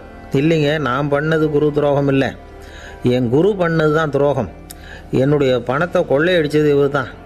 அதை எங்கே வச்சுருக்காருன்னு கண்டுபிடிக்கிறதுக்காக தான் இவர்கிட்ட வந்து சீடனாக சேர்ந்துருக்கிறேன் அப்படின்னா. ஒரு ஆள் இருந்தான், நிறைய பணம் சம்பாதிச்சான். ஆனால் செலவு பண்ண மனசு வரல, கருமி. அவன் என்ன பண்ணான், சேர்த்த பணம் பூராவையும் ஒரு மரத்தடியில் புதைச்சி வச்சுருந்தான். வாரத்துக்கு ஒரு தடவை அந்த மரத்தடிக்கு வருவான். புதைச்ச இடத்த ஆவலோடு பார்த்துக்கிட்டு இருப்பான். அதுக்கப்புறம் போயிடுவான். அவ்வளவுதான். ஒரு நாள் ஒரு திருடன் வந்தான். இவன் புதைச்சி வச்சுருந்ததெல்லாம் எடுத்துகிட்டு போட்டான். இது தெரிஞ்சு போச்சு. அந்த கருமி புலம்ப ஆரம்பிச்சிட்டான். இவன் புலம்பலை கேட்டதும் அக்கம் பக்கத்தில் இருந்தவங்கெல்லாம் ஓடி வந்தாங்க. என்ன விஷயம்னு விசாரித்தாங்க. இவன் சொன்னான். ஒரு பெரியவர் கேட்டார், ஏப்பா, வாரம் வந்து இந்த இடத்த பார்க்குறதாக சொன்னியே, எப்போவாவது இதில் இருக்கிற பணத்தை எடுத்து செலவு பண்ணியிருக்கியா அப்படின்னு கேட்டார். நான் அப்பப்போ வந்து அதை பார்க்குறது தான் வழக்கம், அதை தொட்டதே இல்லைன்னு அவன். சரி, அப்படின்னா இப்போவும் நீ அதே மாதிரி வாரம் ஒரு தடவை வந்து இந்த இடத்த பார்த்துட்டு போகலாமே அப்படின்னாராம் அந்த பெரியவர். அதுவும் சரிதானே, எவ்வளவு காலமானாலும் அவன் அந்த பணத்தை எடுத்து செலவு பண்ண போகிறதில்ல. அப்படி இருக்கிறப்ப உள்ளே பணம் இருந்தாலும் ஒன்று தான், இல்லாமல் போனாலும் ஒன்று தான். இதிலேருந்து என்ன புரியுதுன்னா, ஒருத்தர்கிட்ட இருக்கிற பணத்தை கொண்டு அவர் பணக்காரரா ஏழையா அப்படின்னு முடிவு செய்கிறது சரியில்லை. அந்த செல்வத்தை அனுபவிக்கிற திறன், பயன்படுத்துகிற திறன், அதை வச்சு தான் அவர் ஏழையா பணக்காரரா அப்படிங்கிறத நிர்ணயம் பண்ணணும். அதுதான் சரி. செலவு பண்ண தெரியாதவன் சேகரம் பண்ணிகிட்டே இருக்கிறதுனால என்ன பிரயோஜனம்? தலைமுடியே இல்லாதவன் தாராளமாக சீப்புகளை வாங்கி சேகரம் பண்ணுறது மாதிரி தானே இது. சில சமயம் செலவு பண்ண நாம் தயாராக இருந்தால் கூட அந்த செல்வம் நமக்கு பயன்படுறதில்ல. அரேபியாவில் ஒரு நகை வியாபாரி விலை உயர்ந்த முத்துக்களை எல்லாம் அவர் வச்சு வியாபாரம் பண்ணிகிட்டு இருந்தார். அவர் ஒரு சமயம் ஒரு பாலைவனம் வழியாக போயிட்டு இருக்கிறார் ஒட்டகத்தில். அப்போது திடீர்னு கடுமையான புயல் வீச ஆரம்பிச்சுட்டுது. திசை தவறி இவர் எங்கேயோ வந்துட்டார். கூட வந்தவங்களையும் காணலை, எங்கே போனாங்களோ தெரியல. இவர் ரொம்ப பயந்து போய் அங்கே எங்கேயுமா அலைஞ்சு தெரிகிறார். வழியே தெரியல. பசி கடுமையாயிட்டுது. ஒட்டகத்து முதுகில் ஒரு மூட்டை இருந்தது. அதை பிரித்து பார்த்தார். உள்ளே ஏதாவது இருக்கான்னு தேடி பார்க்குறார். அது வரைக்கும் கண்ணில் தட்டுப்படாத அபூர்வமான ஒரு பை கண்ணில் பட்டுது. ஆஹா, அதில் ஏதாவது சாப்பிட்றதுக்கு இருக்கும் அப்படின்னு நினச்சி ஆவலாக அதை பிரித்து பார்க்குறார். அந்த பையில் விலை உயர்ந்த முத்துக்கள் நிறைய இருந்துதான். அப்போ தான் அவர் நினச்சாராம், விலை உயர்ந்த முத்துக்கள் கூட சாப்பிட்றதுக்கு உணவாக முடியாது அப்படிங்கிறத புரிஞ்சுக்கிட்டாராம். எந்த நேரத்தில் எது நமக்கு தேவையோ அது நமக்கு தாராளமாக கிடைக்கணும். அப்படி அது கிடைக்கிறதுக்கு நம்மக்கிட்ட இருக்கிற செல்வம் பயன்படணும். அது நமக்கும் பயன்படலாம், நம்ம மூலமாக அடுத்தவங்களுக்கும் பயன்படலாம். அதுதான் செல்வத்தின் பயன். ஒரு மரத்தடியில் ஒருத்தன் உட்காந்து அழுதுகிட்டு இருந்தான். அந்த பக்கமாக வந்த இன்னொருத்தன், ஏப்பா அழுதுகிட்டு இருக்கிறேன்னு கேட்டான். இந்த இடத்துல தான் பூமிக்கு அடியில் பணம் இருக்குது, புதைச்ச இடம் தெரியல, அதான் அழறேன் அப்படின்னா. நல்லா ஞாபகப்படுத்தி பாரு, எந்த இடத்துல புதைச்ச அப்படின்னு கேட்டான் இவன்.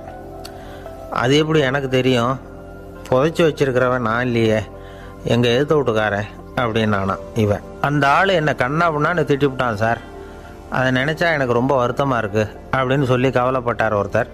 இதில் கவலைப்படுறதுக்கு என்ன இருக்குது அப்படின்னார் ஒரு பெரியவர். அவர் ஒரு மகான். என்ன சார் இப்படி சொல்கிறீங்க, ஒருத்தர் நம்ம பார்த்து திட்டுனா வருத்தமாக இருக்காதா அப்படின்னார். அது எப்படி வருத்தமாக இருக்கும்? திட்டுறதுங்கிறது என்ன, அது வெறும் சத்தம் தானே அப்படின்னாராம் அந்த பெரியவர். நம்ம ஆளுக்கு தலையை பிச்சுக்கலாம் போல இருந்தது. இருக்காது அப்படின்னா நமக்கே அப்படி தானே தோணுது. அந்த பெரியவர் சொல்கிறது ரொம்ப பெரிய விஷயம். அதை நாம் புரிஞ்சிக்க முயற்சி பண்ணலாம்னா நடைமுறை வாழ்க்கைக்கு அது ஒத்து வர்றது மாதிரி தெரிய மாட்டேங்குது. இருந்தாலும் அந்த பெரியவர் அதுக்கு என்ன தான் விளக்கம் கொடுக்குறாருன்னு பார்ப்போமே. ஒரு ரயில் போயிட்டுருக்கு, அதில் ஒரு சாது போயிட்டுருக்கார். அந்த ரயில் அவர் ஹரித்வாரம் போயிட்டுருக்கார். அவர் ரயிலில் ஏகப்பட்ட கூட்டம். நம்ம ஊர் ரயில் கேட்கவா வேணும்? டிக்கெட் வாங்கிட்டு கொஞ்சம் பேர், வாங்காத கொஞ்சம் பேர். அது என்னத்துக்கு அனாவசியமாக டிக்கெட் அப்படிங்கிற நினப்பில் பாதி பேர். இந்த கூட்டத்துக்கு மத்தியில் அந்த சாதுவும் போயிட்டுருக்கிறார். உட்கார்றதுக்காக இருந்த இடத்துல ஒரு ஆள் படுத்துருக்கிறான். கொஞ்சம் முரட்டு ஆசாமி. அவன் கால் பக்கத்தில் கொஞ்சோண்டு இடம் பாக்கி இருந்தது. அந்த இடத்துல இந்த சாது உட்காந்துருந்தார். மெதுவாக உட்காந்துக்கிட்டார் போய். ஆனால் அந்த ஆள் ராத்திரி பூரா இவரை காலால் உதச்சிக்கிட்டே இருக்கிறான். அது இவருக்கு ரொம்ப அவமானமாக பட்டுது. அதனால் துக்கம் ஏற்பட்டுது. இருந்தாலும் அதை ஒரு மாதிரியாக சகிச்சுக்கிட்டே இவர் வந்து சேர்ந்தார். பொழுது விடிஞ்சது. அந்த சாது ஹரித்வார் வந்து சேர்ந்தார். அங்கே ஒரு பெரிய ஞானியை சந்தித்தார். ராத்திரி ரயிலில் அந்த ஆள் உதைச்சதையும் அதனால் தனக்கு ஏற்பட்ட துக்கத்தையும் இந்த சாது அந்த ஞானிகிட்ட சொன்னார். சொல்லிவிட்டு, ஏன் சுவாமி, எனக்கு துக்கம் ஏற்பட்டதே, அது தப்பா அப்படின்னு கேட்டார். தவறு தான்னார் அந்த ஞானி. உனக்கு இன்னமும் தேக அபிமானம் போகலைங்கிறது தான் அது காட்டுது. அஷ்டாவக்கிரர் என்ன சொல்கிறார் தெரியுமா? உண்மையான ஞானி யாராவது தன்னை வந்தனை செய்தால் அதற்காக சந்தோஷப்பட மாட்டார், யாராவது நிந்தனை செய்தால் அதற்காக வருத்தப்பட மாட்டார் அப்படின்னு சொல்கிறார். நிந்தனைங்கிறது ஒரு ஒலி தான். தேகாபிமானம் இருக்கிற வரைக்கும் இந்த ஒலி நம்மளை வேதனைப்படுத்தும். நான் தேகம் இல்லை, ஆத்மா அப்படிங்கிற நினைவு இருந்தால் இந்த ஒலி நம்மளை பாதிக்காது. மனு என்ன சொல்கிறார் தெரியுமா? ஒரு சாதகன் பாராட்டுதலை விஷம்னு நினச்சி பயப்படணும், அவமானத்தை அமிர்தம்னு நினச்சி சந்தோஷப்படணுங்கிறார். அவமானப்பட்டால் கவலைப்படாமல் எப்படி இருக்க முடியும் அப்படின்னு தான் நமக்கு தோணும். அதனால தான் நம்மளில் யாரும் இதுக்கு உதாரணமாக யாரையும் காட்ட முடியல. புத்தரையும் கபீரையும் உதாரணமாக காட்டுறாங்க. அவங்களுக்கெல்லாம் அவமானம் ஏற்பட்டப்போ கவலையே படலையாம். புத்தரை அவமானப்படுத்தணுங்கிறதுக்காக கௌசாம்பி ராணி ஒரு இளம் பெண்ணை கொலை பண்ணி சடலத்தை புத்தர் குடிசைக்கு முன்னாடி போட சொன்னார். போட்டாங்க. புத்தர் தான் அந்த பொண்ணை கெடுத்து கொலை பண்ணிவிட்டாருன்னு எல்லாரும் நினச்சாங்க. ஆனால் புத்தர் இதை பற்றி கவலையே படலை. அப்புறமா உண்மை தெரிஞ்சதும் புத்தர் புகழ் இன்னும் அதிகமாயிட்டுது. ஒரு பெரிய சபையில் ஒரு மோசமான பொண்ணு நுழைஞ்சி தனக்கும் கபீருக்கும் சம்பந்தம் உண்டுன்னு சொன்னான். கபீர் கவலைப்படலை. அவங்க மாதிரியெல்லாம் நாமளும் இருக்க கற்றுக்கணும். நிந்தனை, அபகீர்த்தி, அவமானம் எல்லாம் ஆண்டவன் கொடுக்குற பிரசாதம்னு நினைக்கணும் அப்படின்னு சொல்கிறார் அந்த ஞானி. இதை கேட்ட இந்த காலத்து ஆசாமி ஒருத்தர், நான் கூட அப்படி தான் சார், யாராவது அவமானப்படுத்தினா கவலைப்பட மாட்டேன். நேற்று கூட ஒருத்தர் என்ன பலார்னு அரைஞ்சுட்டார், நான் கொஞ்சம் கூட கவலைப்படலை, பேசாமல் வந்துட்டேன்னார். ஏன் அப்படி வந்துட்டீங்க அப்படின்னு. அவர் அரைஞ்சதுலேயும் ஒரு அர்த்தம் இருந்தது, அதனால தான் அப்படி வந்துட்டேன்னார். ஏன் அரைஞ்சாருன்னு கேட்டேன். 10 வருஷத்துக்கு முன்னாடி 15 ரூபா அவர்கிட்ட கடன் வாங்கினேன், அதை கேட்டு கேட்டு பார்த்துட்டு கடைசியாக தான் அரைஞ்சார் அப்படின்னார். ஆண்டவனுடைய பிரசாதம் இவருக்கு அடிக்கடி கிடைக்கும் போல இருக்குது. ஒரு பல்கலைக்கழகம், அங்கே ஒரு இலக்கிய பேராசிரியர், அவர் பாடம் நடத்திக்கிட்டு இருந்தார். ராபர்ட் ப்ரௌனிங் எழுதிய கவிதைகளை பற்றி சொல்லிகிட்டு இருக்கிறார். மாணவர்களும் ரொம்ப அக்கறையாக அதை கேட்டுக்கிட்டு இருக்கிறாங்க. ஒரு குறிப்பிட்ட கவிதையை பற்றி சொல்லும் பொழுது அந்த பேராசிரியருக்கே ஒரு சந்தேகம். அதாவது அந்த கவிதையின் சரியான அர்த்தம் என்னங்கிறதுல சந்தேகம். பேராசிரியர் யோசனை பண்ணார். அந்த கவிதையை முழுசாக புரிஞ்சிக்க முடியல. அதனால் மாணவர்களை பார்த்து சொன்னார், மாணவர்களே, ஒரு நாள் பொறுத்துங்க, இந்த கவிதையை எழுதின கவிஞர் எங்கள் வீட்டுக்கு பக்கத்தில் தான் இருக்கிறார். இன்றைக்கி சாயந்தரம் நான் அவரை நேரிலேயே போய் பார்க்குறேன். பார்த்து இதுக்கு என்னங்க அர்த்தம்னு கேட்டுக்கிட்டு வந்துவிடுறேன். அதுக்கப்புறம் உங்ககிட்ட சொல்கிறேன் அப்படின்னாராம். அன்றைக்கி சாயந்தரமே அந்த பேராசிரியர் கவிஞரை தேடிக்கிட்டு போயிட்டார். கவிஞர் அவங்க வீட்டில் அவர் பாட்டு உட்காந்துருந்தாராம். இவர் போய் அவர் முன்னாடி உட்காந்தார். அப்புறம் கேட்டார், ஐயா, அந்த கவிதையின் முழு பொருள் என்னன்னு தெரிஞ்சுட்டு போகிறதுக்காக வந்திருக்கிறேன் அப்படின்னாராம். எந்த கவிதை அப்படின்னாராம் அவர். இவர் அந்த கவிதையை சொல்லியிருக்கார். கவிஞர் கொஞ்சம் யோசனை பண்ணிவிட்டு அப்புறம் சொன்னாராம், பேராசிரியரே, நீங்கள் கொஞ்சம் தாமதமாக வந்துட்டீங்கன்னாராம். இவருக்கு ஒன்றும் புரியல. நீங்கள் என்ன சொல்கிறீங்க? நான் தாமதமாக வந்துட்டேன்னா? நீங்கள் தான் உயிரோடு இருக்கிறீங்களே, அப்படி இருக்கும்பொழுது நான் தாமதமாக வந்துவிட்டேன்னா அது எப்படி அப்படின்னு இவர் குழம்பி இருக்கிறார். இப்போ கவிஞர் சொன்னாராம், ஐயா, நான் உயிரோடு இருக்கிறேன்னா இல்லையாங்கிறது முக்கியம் இல்லை. நான் அந்த கவிதை வரிகளை எழுதினப்போ 2 பேருக்கு அதோட அர்த்தம் தெரிஞ்சிருந்தது. இப்போ ஒரே ஒருத்தருக்கு தான் அதோட அர்த்தம் தெரியும் அப்படின்னாராம். பேராசிரியர் யோசனை பண்ணியிருக்கார். அப்படின்னா அந்த ஒருத்தர் கவிஞர் ராபர்ட் ப்ரௌனிங்கை தவிர வேறு யாராக இருக்க முடியும்? இவர் தான் அப்படிங்கிறத அவர் மனசில் நினச்சிக்கிட்டார். அதனால் சொன்னார், ஐயா நான் தாமதமாக வரல, அந்த கவிதையின் பொருள் என்ன அது சொல்லுங்கன்னார். பேராசிரியரே, நான் சொல்கிறது உங்களுக்கு புரியலன்னு நினைக்கிறேன். நான் இந்த வரிகள் எழுதினப்போ 2 பேருக்கு அதோட அர்த்தம் தெரிஞ்சிருந்தது. அந்த 2 பேர் யாருன்னா, ஒருத்தர் ராபர்ட் ப்ரௌனிங், அதாவது நான், இன்னொருத்தர் கடவுள். இப்போ அது கடவுளுக்கு மட்டும்தான் தெரியும். நானே இதை பற்றி பல தடவை யோசனை பண்ணி பார்த்தேன். இது ரொம்ப அழகானது, ஆனாலும் ரொம்ப வழுக்கலானது. அதை பிடிச்சிட்டோம்னு நினச்சிக்கிட்டு இருக்கும் பொழுதே காற்று மாதிரி அது உங்ககிட்ட இருந்து ஓடி போயிடுது. எனக்கு ரொம்பவும் வருத்தமாக தான் இருக்குது. நிச்சயமாக நான் தான் இந்த வரிகளை எழுதியிருக்கிறேன். அதில் அர்த்தம் இருக்குங்கிறது எனக்கு தெரியும், அதை நான் உணர்றேன். ஆனால் நீங்கள் என்னை மன்னிக்கணும். எனக்கே கூட அதை என்னால் விளக்க முடியல. அப்படி இருக்கும் பொழுது உங்களுக்கு எப்படி அதை நான் விளக்க முடியும் அப்படின்னாரா அந்த கவிஞர். அனுபவிக்கப்படக்கூடிய எல்லாமே விளக்கப்படக்கூடிய ஒன்றல்ல, விளக்கப்படும் எல்லாமே அனுபவிக்கப்படக்கூடிய ஒன்றல்ல அப்படிங்கிறது ஞானிகளுடைய கருத்து. அதுக்காக தான் அந்த சம்பவம். வாழ்க்கையில் நீங்கள் தொடர்ந்து ஆய்வு செய்து கொண்டே இருக்கக்கூடிய விளக்கங்களை ஒருபோதும் அடைய முடியாத பரிமாணங்கள் இருக்கிறதுனால தான் அது அலுப்பு தட்டாமல் இருக்குது. உங்களால் நிறைய அனுபவிக்க முடியும், இருந்தாலும் நீங்கள் அனுபவித்து அறிந்த விஷயங்கள் கூட வார்த்தைகளால் விளக்கப்பட முடிவதில்லை அப்படிங்கிறது பெரியோர் சிந்தனை. இதெல்லாம் ஒரு பக்கம் இருக்கட்டும். நமக்கு தெரிஞ்ச பேராசிரியர் ஒருத்தர் 1 மணி நேரம் ரொம்ப விவரமாக வகுப்பு எடுத்தார். கடைசியாக சொன்னார், மாணவர்களே, ரொம்பவும் எளிமையாக விளக்கமாக எல்லா விவரமும் சொல்லியிருக்கிறேன். அதனால் இதில் உங்களுக்கு சந்தேகம் வர்றதுக்கு வாய்ப்பே இல்லை. இருந்தாலும் கேட்க வேண்டிய கடமை கேட்குறேன். இது வரைக்கும் நடத்தினதில் யாருக்காவது ஏதாவது சந்தேகம் உண்டா அப்படின்னு கேட்டாராம். எனக்கு ஒரே ஒரு சந்தேகம்தான் சார் அப்படின்னு எழுந்திரிச்சு நிற்கிறான் ஒருத்தன். என்னன்னு கேட்டாராம். இது வரைக்கும் நீங்கள் என்ன பாடம் சார் நடத்துனீங்க அப்படின்னானா அவன். அம்மாக்காரங்களுக்கு அடிக்கடி ஏற்படுற கவலை ஒன்று உண்டு. அதாவது குழந்தை சரியாக சாப்பிட மாட்டேங்குதே அப்படிங்கிற கவலை. இவங்கெல்லாம் ஒரு விஷயத்தை நல்லா புரிஞ்சுக்கணும்.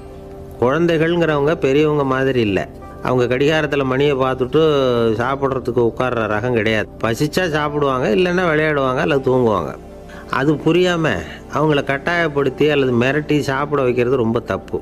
ஒரு 8 மாத குழந்தைக்கு 3 மணி நேரத்துக்கு ஒரு தடவை பசிக்கும். அந்த நேரம் பார்த்து சாப்பாடு கொடுத்தா அடம் பண்ணாமல் அது பாட்டுக்கு சாப்பிட்றோம். அதே குழந்தைக்கு 1 வயசு ஆகிறப்போ 4 மணி நேரத்துக்கு ஒரு தடவை பசிக்கும். இந்த வயசில் இயற்கையாகவே பசி குறைஞ்சிருக்கும். அது புரியாமல் என் குழந்தை முன்னாடி மாதிரி இப்போ சரியாக சாப்பிட மாட்டேங்கிறான் அப்படின்னு சில பேர் டாக்டர்கிட்ட போய் சொல்லிக்கிட்டு இருப்பாங்க. இன்னொரு விஷயம், ஒரு குழந்தைக்கு வயசு அதிகமாகிற வேகத்துக்கு உடம்பு எடையும் அதிகமாகிக்கிட்டே போகாது.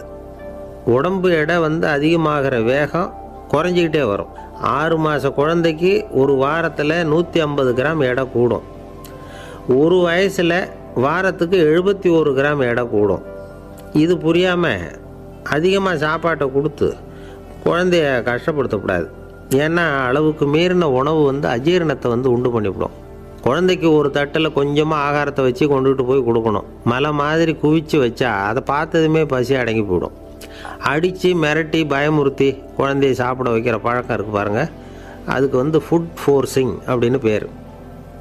இப்படி பண்ணினா குழந்தைக்கு சாப்பாட்டில் விருப்பம் குறைஞ்சிரும். அதை கண்டாவே வெறுக்க ஆரம்பிச்சிடும். அது மாதிரி உளம் சார்ந்த பசி குறைவு, சைக்கோஜெனிக் அனோரெக்சியா, அது ஏற்படுமா. சாப்பாடுங்கிறதே ஒரு தண்டனை மாதிரி தோணும். குழந்தைகளுக்கு பிடிச்ச மாதிரியான ஆகாரத்தை கொடுக்கணும். சத்து அதிகம் இருக்குங்கிறதுக்காக அதுக்கு பிடிக்காத ஆகாரத்தை கொடுத்து கட்டாயப்படுத்தக்கூடாது. குழந்தைகளுக்கு 2 வயசு ஆகிறப்போ இயற்கையாகவே எதிர்மறை குணம் உண்டாகும். அதாவது அந்த எதிர்மறையாக பேசுறது. இது மாதிரி சமயங்களில் நாம் என்ன சொல்கிறோமோ அதுக்கு நேர்மாறாக நடந்துக்கும். ஏட்டிக்கு போட்டி. சாப்பிட சொன்னால் விளையாட போகும், விளையாட சொன்னால் சாப்பாடு கேட்கும். இதை புரிஞ்சுக்கிட்டு நடந்துக்கணும். குழந்தை சொன்ன பேச்சை கேட்கலேன்னு கோவப்படக்கூடாது. குழந்தை வளர வளர பிடிவாத குணம் வர்றது சகஜம். கேட்டதை வாங்கி கொடுத்தா தான் சாப்பிடுவேன் அப்படின்னு பிடிவாதம் பண்ணும். வாங்கி கொடுத்து விடுறது தான் உத்தமம். நீங்களும் அதுக்கிட்ட பிடிவாதம் பண்ணிகிட்டு இருக்கக்கூடாது. ஏன்னா கேட்டது கிடைக்கலையேங்கிற ஏமாற்றம் கூட குழந்தையோட பசியை குறைச்சிரும். கேட்டது கிடைச்சிட்டா பசி அதிகமாகும். கொடுத்ததை மலமலன்னு சாப்பிட்றோம். குழந்தைகளுக்கு கண்ட நேரத்தில் சாப்பிட்றதுக்கு எதையாவது வாங்கி கொடுத்துக்கிட்டு இருந்தால் சாப்பாட்டு நேரத்தில் சாப்பிடாமல் அடம் பண்ண ஆரம்பிச்சிடும். பள்ளிக்கூடம் போகிற பிள்ளைங்க காலை உணவை சரியாக சாப்பிட மாட்டாங்க. அச்சம், அவசரம், பரபரப்பு இதெல்லாம் தான் காரணம். பள்ளிக்கு புறப்படுறதுக்கு ஒரு 3/4 மணி நேரத்துக்கு முன்னாடியே சாப்பாடு போட்டுருங்க, அது சரியாக போடும். படிக்கிற குழந்தைகள் உடல் சோர்வு, மனச்சோர்வு இது காரணமாக கூட சாப்பிட மறுக்கிறது உண்டு. இப்போ உதாரணமாக சாயந்தரம் விளையாடி விட்டு வீட்டுக்கு வந்ததும் சாப்பிட சொன்னால் வேணாம்பாங்க. இது உடல் சோர்வு. ரொம்ப நேரம் வீட்டு பாடங்களை செஞ்சு முடித்த கையோடு சாப்பிட சொன்னாலும் அவங்களால சரியாக சாப்பிட முடியாது. இது உளச்சோர்வு, அதாவது மனச்சோர்வு. இதை தவிர குழந்தைகளுக்கு உடல்நலக் குறைவு ஏற்பட்டால் கூட சாப்பிட மறுக்கிறது உண்டு. சில மருந்து மாத்திரைகள் கூட பசியை குறைச்சிரும். அதனால் சரியாக தெரிஞ்சுக்கிட்டு குழந்தைகளை சாப்பிட வைக்கணும். அது புரியாமல் கையில் சாப்பாட்டு தட்டை வச்சுக்கிட்டு குழந்தைகளை விரட்டிக்கிட்டு அலையக்கூடாது. ஒரு சின்ன பையன் சொன்னான், எங்கள் அம்மா சாப்பாடு போடுறது தெரிஞ்சால் நான் உடனே வீட்டை விட்டு வெளியில் ஓடி போடுவேன் அப்படின்னா. ஏன் அப்படி பண்ணுறேன்னு கேட்டோம். எங்கள் அப்பா கூட அது மாதிரி தான் சார் பண்ணுவார் அப்படிங்கிறான். பந்திக்கு முந்தர ஆசாமிகள் நம்மளில் பல பேர் உண்டு. அப்படி முந்தறதுக்கு கூட முயற்சி பண்ணுறவங்க நிறைய பேர் இருக்கிறாங்க. இதில் என்ன ஒரு விஷயம்னா, பந்திக்கு முந்துறது கூட தப்பு இல்லை. ஆனால் அப்படி ஒரு விருந்தில் ஆளாக போய் உட்காந்து சாப்பிட்டா கூட வெளியில் வர்றப்ப என்ன பெரிய விருந்து வச்சுட்டான், சாம்பாரில் உப்பு இல்லை, ரசத்தில் காரம் இல்லை அப்படின்னு குறை சொல்லிகிட்டே வர்றது இருக்குது பாருங்கள். அது சரியில்லை, நாகரிகமும் இல்லை. கல்யாண பத்திரிகையில் என்ன போட்டிருக்குது, என் பொண்ணுக்கும் இன்னார் பையனுக்கும் கல்யாணம், எல்லாரும் குடும்பத்தோடு வந்திருந்து மணமக்களை ஆசீர்வதிக்கணும், இப்படி தானே போட்டிருக்கோம்.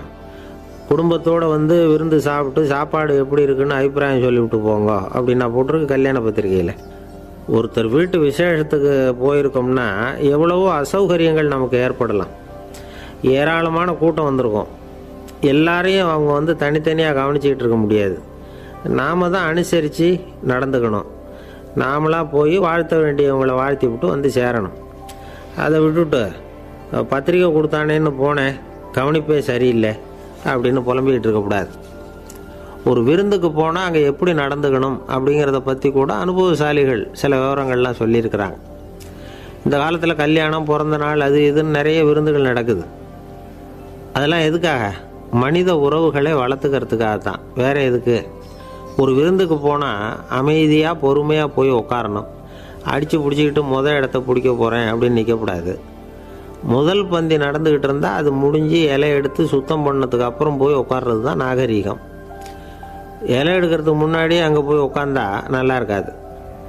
நீங்கள் சாப்பிட்டுட்டு உட்காந்துருக்கீங்களா, சாப்பிட்றதுக்கு உட்காந்துருக்கீங்களா, பார்க்குறவங்களுக்கு சந்தேகம் வந்துடும். அதே மாதிரி இலையில் எல்லா ஐட்டமும் பரிமாறினதுக்கு அப்புறம் சாப்பிட ஆரம்பிக்கணும். ஒவ்வொரு ஐட்டமாக வைக்க வைக்க நாம் பாட்டுக்கு எடுத்து உள்ளே தள்ளிகிட்டே இருந்தோம்னா எதை வச்சோம் எதை வைக்கலன்னு பரிமாறினவரே குழம்பி போயிடுவார். ஏன்னா எப்போ பார்த்தாலும் இலை காலியாகவே இருக்கும். சாப்பிட்றப்போ உங்கள் சாப்பாட்டையே நீங்கள் கவனிக்கணும். அடுத்தவங்க இலையில் என்ன இருக்குது, பக்கத்தில் இருக்கிறவர் எதை அதிகமாக சாப்பிட்றார், இதெல்லாம் நமக்கு என்னத்துக்கு? எல்லாரும் சாப்பிட்டு முடிக்கிற வரைக்கும் பொறுமையாக இருக்கிறது தான் நல்லது. நீங்கள் மட்டும் திடீர்னு பாதியில் எழுந்திரிச்சு பக்கத்தில் இருக்கிறவங்களுக்கு சங்கடமாக இருக்குமேங்கிறதெல்லாம் யோசிக்காமல் நீங்கள் பாட்டு எழுந்திரிச்சு போகக்கூடாது. பக்கத்தில் உள்ளவங்க உங்களை எழுந்திரிக்க சொன்னால் எழுந்திரிச்சு போகலாம். விருந்துகளில் சாப்பாட்டை வீணாக்கிறதே ஒரு நாகரிகமாக போட்டுது. இந்த காலத்தில் சாப்பாட்டுக்கே கஷ்டப்பட்டுக்கிட்டு பல பேர் இந்த உலகத்தில் இருக்கிறப்போ சாப்பாட்டை வீணாக்கிறது எவ்வளோ பெரிய மோசங்கிறத நினச்சி பார்க்கணும். வேணுங்கிற அளவுக்கு கேட்டு வாங்கி சாப்பிட்றது தான் முறை. விருந்தில் இந்த பஃபே அப்படின்னு சொல்லி ஒரு முறை சொல்கிறாங்கல்ல, அதாவது உணவு வகைகளையெல்லாம் பொதுவாக ஒரு இடத்துல வச்சுடுறது, நமக்கு தேவையானதை நாமே எடுத்து ஒரு தட்டில் போட்டுக்கிட்டு சாப்பிட வேண்டியது. இதில் கூட சில பேர் தேவைக்கு அதிகமாக எடுத்து போட்டுக்கிட்டு வீணாக்குறாங்க. சில சமயம் கடைசியாக சாப்பிட போகிறவங்களுக்கு எல்லா ஐட்டமும் கிடைக்காம போகலாம். அதை போய் பெருசு பண்ணிகிட்டு இருக்கக்கூடாது. என்ன சார் இந்த அளவுக்கு கூடவா நாகரிகம் தெரியாமல் இருக்கிறோம், இதை போய் பெருசாக சொல்ல வந்துட்டீங்களே அப்படின்னு நினைக்கலாம். ஒருத்தர் 2 பேருக்கு இந்த விவரம் தேவைப்படலாம். அவங்க காதலையும் இது விழட்டுமேங்கிறதுக்காக தான் இது. ஒரு பெரிய கல்யாண விருந்து நடந்துக்கிட்டு இருந்தது. விருந்து மண்டபத்து வாசலில் ஒருத்தர் நின்றுக்கிட்டு வர்றவங்களையெல்லாம் ரொம்ப மரியாதையாக வணங்கி உள்ளே அனுப்பி வச்சுக்கிட்டு இருந்தார். எப்படி தெரியுமா? வர்றவங்க கையெல்லாம் பிடிச்சி முத்தம் கொடுத்து அதுக்கப்புறம் உள்ளே அனுப்பி வச்சுக்கிட்டு இருந்தாராம்.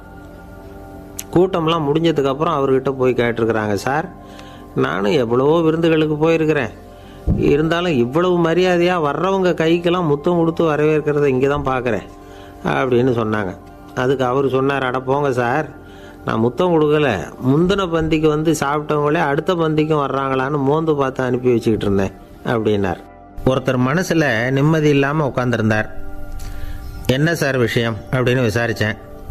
அகலக்கால் வச்சுட்டேன், அதுதான் அவதிப்படுறேன்னார். விவரமாக சொல்லுங்கன்னு. வீடு கட்டணும்னு ஆரம்பித்தேன், வேலை பாதியிலேயே நிற்கிது, கையில் பணம் இல்லை அப்படின்னார். இது மாதிரி ஆசாமிகள் பல பேரை நீங்கள் பார்த்துருக்கலாம். இவங்கெல்லாம் சுலபமாக மன அழுத்தத்துக்கு ஆளாயிடுறாங்க. மன உளைச்சல், அதாவது ஸ்ட்ரெஸ் அப்படின்னு சொல்கிறோமே, அதுக்கு அடிப்படையான சில காரணங்கள் உண்டு.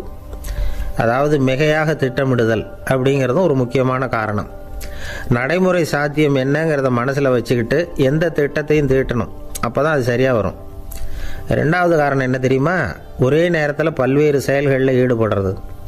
தொலைபேசியில் பேசிக்கிட்டே கையில் இருக்கிற கடிதத்தை படிச்சுக்கிட்டே எதிரில் உட்காந்துக்கிட்டு இருக்கிறவருக்கும் அப்பப்போ பதில் சொல்லிக்கிட்டு மனசில் பல்வேறு சிந்தனைகளை அப்படியே ஓட விட்டுக்கிட்டு இருக்கிறது, இதுவும் மன அழுத்தத்தை உண்டாக்குது.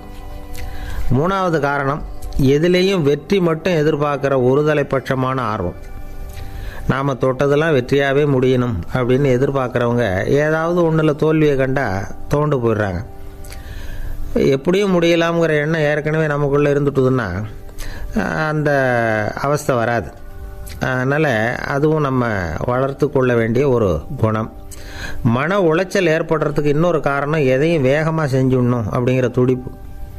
அந்த துடிப்பே மனசை அழுத்த ஆரம்பிச்சிடும். எந்த ஒரு காரியத்திலையும் தாமதமோ இடையூறோ ஏற்பட்டால் அதை பொறுத்துக்கிற மனப்போக்கம் வேணும். அது இல்லாதவங்க அழுத்தத்துக்கு ஆளாயிடுறாங்க. சில பேர் வேலைன்னு எந்த நேரம் பார்த்தாலும் வேலையே கதின்னு கிடப்பாங்க. பொழுதுபோக்குக்கோ உடற்பயிற்சிக்கோ குடும்பத்தில் உள்ளவங்க அல்லது நண்பர்கள் கூட கலந்துரையாடவோ கொஞ்சம் கூட நேரம் ஒதுக்க மாட்டாங்க. இந்த சுபாவம் மன அழுத்தத்தை உண்டு பண்ணும். இதையெல்லாம் புரிஞ்சுக்கிட்டு அதிலிருந்து விடுபடுறது எப்படின்னு யோசிக்கணும். வல்லுநர்கள் இது தொடர்பாக சில யோசனைகளை சொல்லி வச்சிருக்கிறாங்க.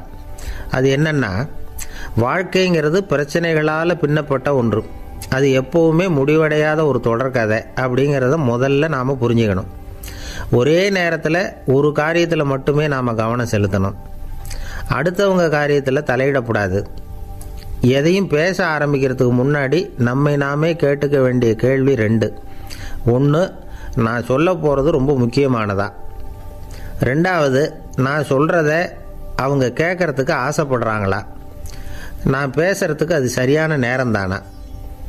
இதை யோசித்து பார்த்ததுக்கப்புறம் எதையும் பேச ஆரம்பிக்கணும். முடிஞ்ச அளவுக்கு வளைந்து போகிற சுபாவத்தை வளர்த்துக்கணும். நம்ம நேரம் விலை மதிப்பு இல்லாதது, அதை வீணாக்கக்கூடாது. சிரிக்க தெரியலைன்னாலும் பரவாயில்ல, முகத்தில் கொஞ்சம் புன்முறுவலாவது காட்டணும். இதெல்லாம் ரொம்ப முக்கியம். அடுத்தவங்க ஏதாவது செஞ்சால் உடனே நன்றி சொல்ல மறக்கக்கூடாது. தினமும் கொஞ்சம் நேரத்தை தனிமையில் செலவு பண்ணணும். மன உளைச்சலிருந்து விடுபடுறதுக்கு 3 முக்கிய வழிகள் சொல்கிறாங்க. அதை சுருக்கமாக ரெட் அப்படின்னு சொல்கிறாங்க. RED ஆங்கில எழுத்தில். அந்த முதல் எழுத்து R, அது என்னென்னா ரிலாக்ஸேஷன், அதாவது இடை ஓய்வு. 2வது E எக்ஸர்சைஸ், உடற்பயிற்சி. 3வது டயட், திட்டமிட்ட உணவு முறை. அதனால் தியானம், மூச்சு பயிற்சி இதெல்லாம் இந்த இடை ஓய்வுக்கு வழிகள். எந்த வேலையையும் தொடர்ந்து செய்யக்கூடாது. எல்லார்கிட்டையும் கலகலப்பாக பழகணும். மாதத்துக்கு ஒரு நாளாவது குடும்பத்தோடு வெளியில் போயிட்டு வரணும். சுலபமான உடற்பயிற்சிகளை செய்யலாம். உடற்பயிற்சிங்கிறது நமக்காக நாம் செய்கிற ஒரு நீண்டகால முதலீடு அப்படின்னு சொல்லுவாங்க. அதாவது லாங் டேர்ம் இன்வெஸ்ட்மெண்ட்டாக.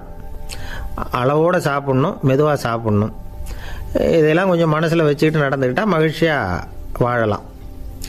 சில பேர் சாப்பாட்டு விஷயத்தில் ரொம்ப அக்கறை எடுத்துக்கிறது உண்டு. ஒரு குண்டு ஆசாமி சாப்பிட உட்காந்தார். முதல்ல ஒரு மாத்திரை சாப்பிட்டார். எதுக்குன்னு கேட்டோம். பசி எடுக்கிறதுக்குன்னார். சாப்பிட்டு முடித்தார். பிறகு மறுபடியும் ஒரு மாத்திரை சாப்பிட்டார். இது எதுக்குன்னு கேட்டோம். சாப்பிட்டது ஜீரணமாகறதுக்கு அப்படின்னார். ஒரு ஆஃபீஸில் வேலை பார்க்குற ஒருத்தர் ஏதோ தப்பு பண்ணிவிட்டார். உடனே மேலதிகாரி அவரை கூப்பிட்டு அனுப்புனார். நீ செஞ்சது தப்புன்னார் கோபமாக. இது ஒரு ரகம். சில அதிகாரிகள் இப்படி நீங்கள் செஞ்சது தப்புன்னு சொல்கிறதில்ல, நீங்கள் செஞ்சது சரி அப்படின்னு சொல்கிறதில்ல. எப்படி சொல்லுவாங்கன்னா, நீங்கள் செஞ்சது சரியில்லைன்னு நான் நினைக்கிறேன் அப்படின்னு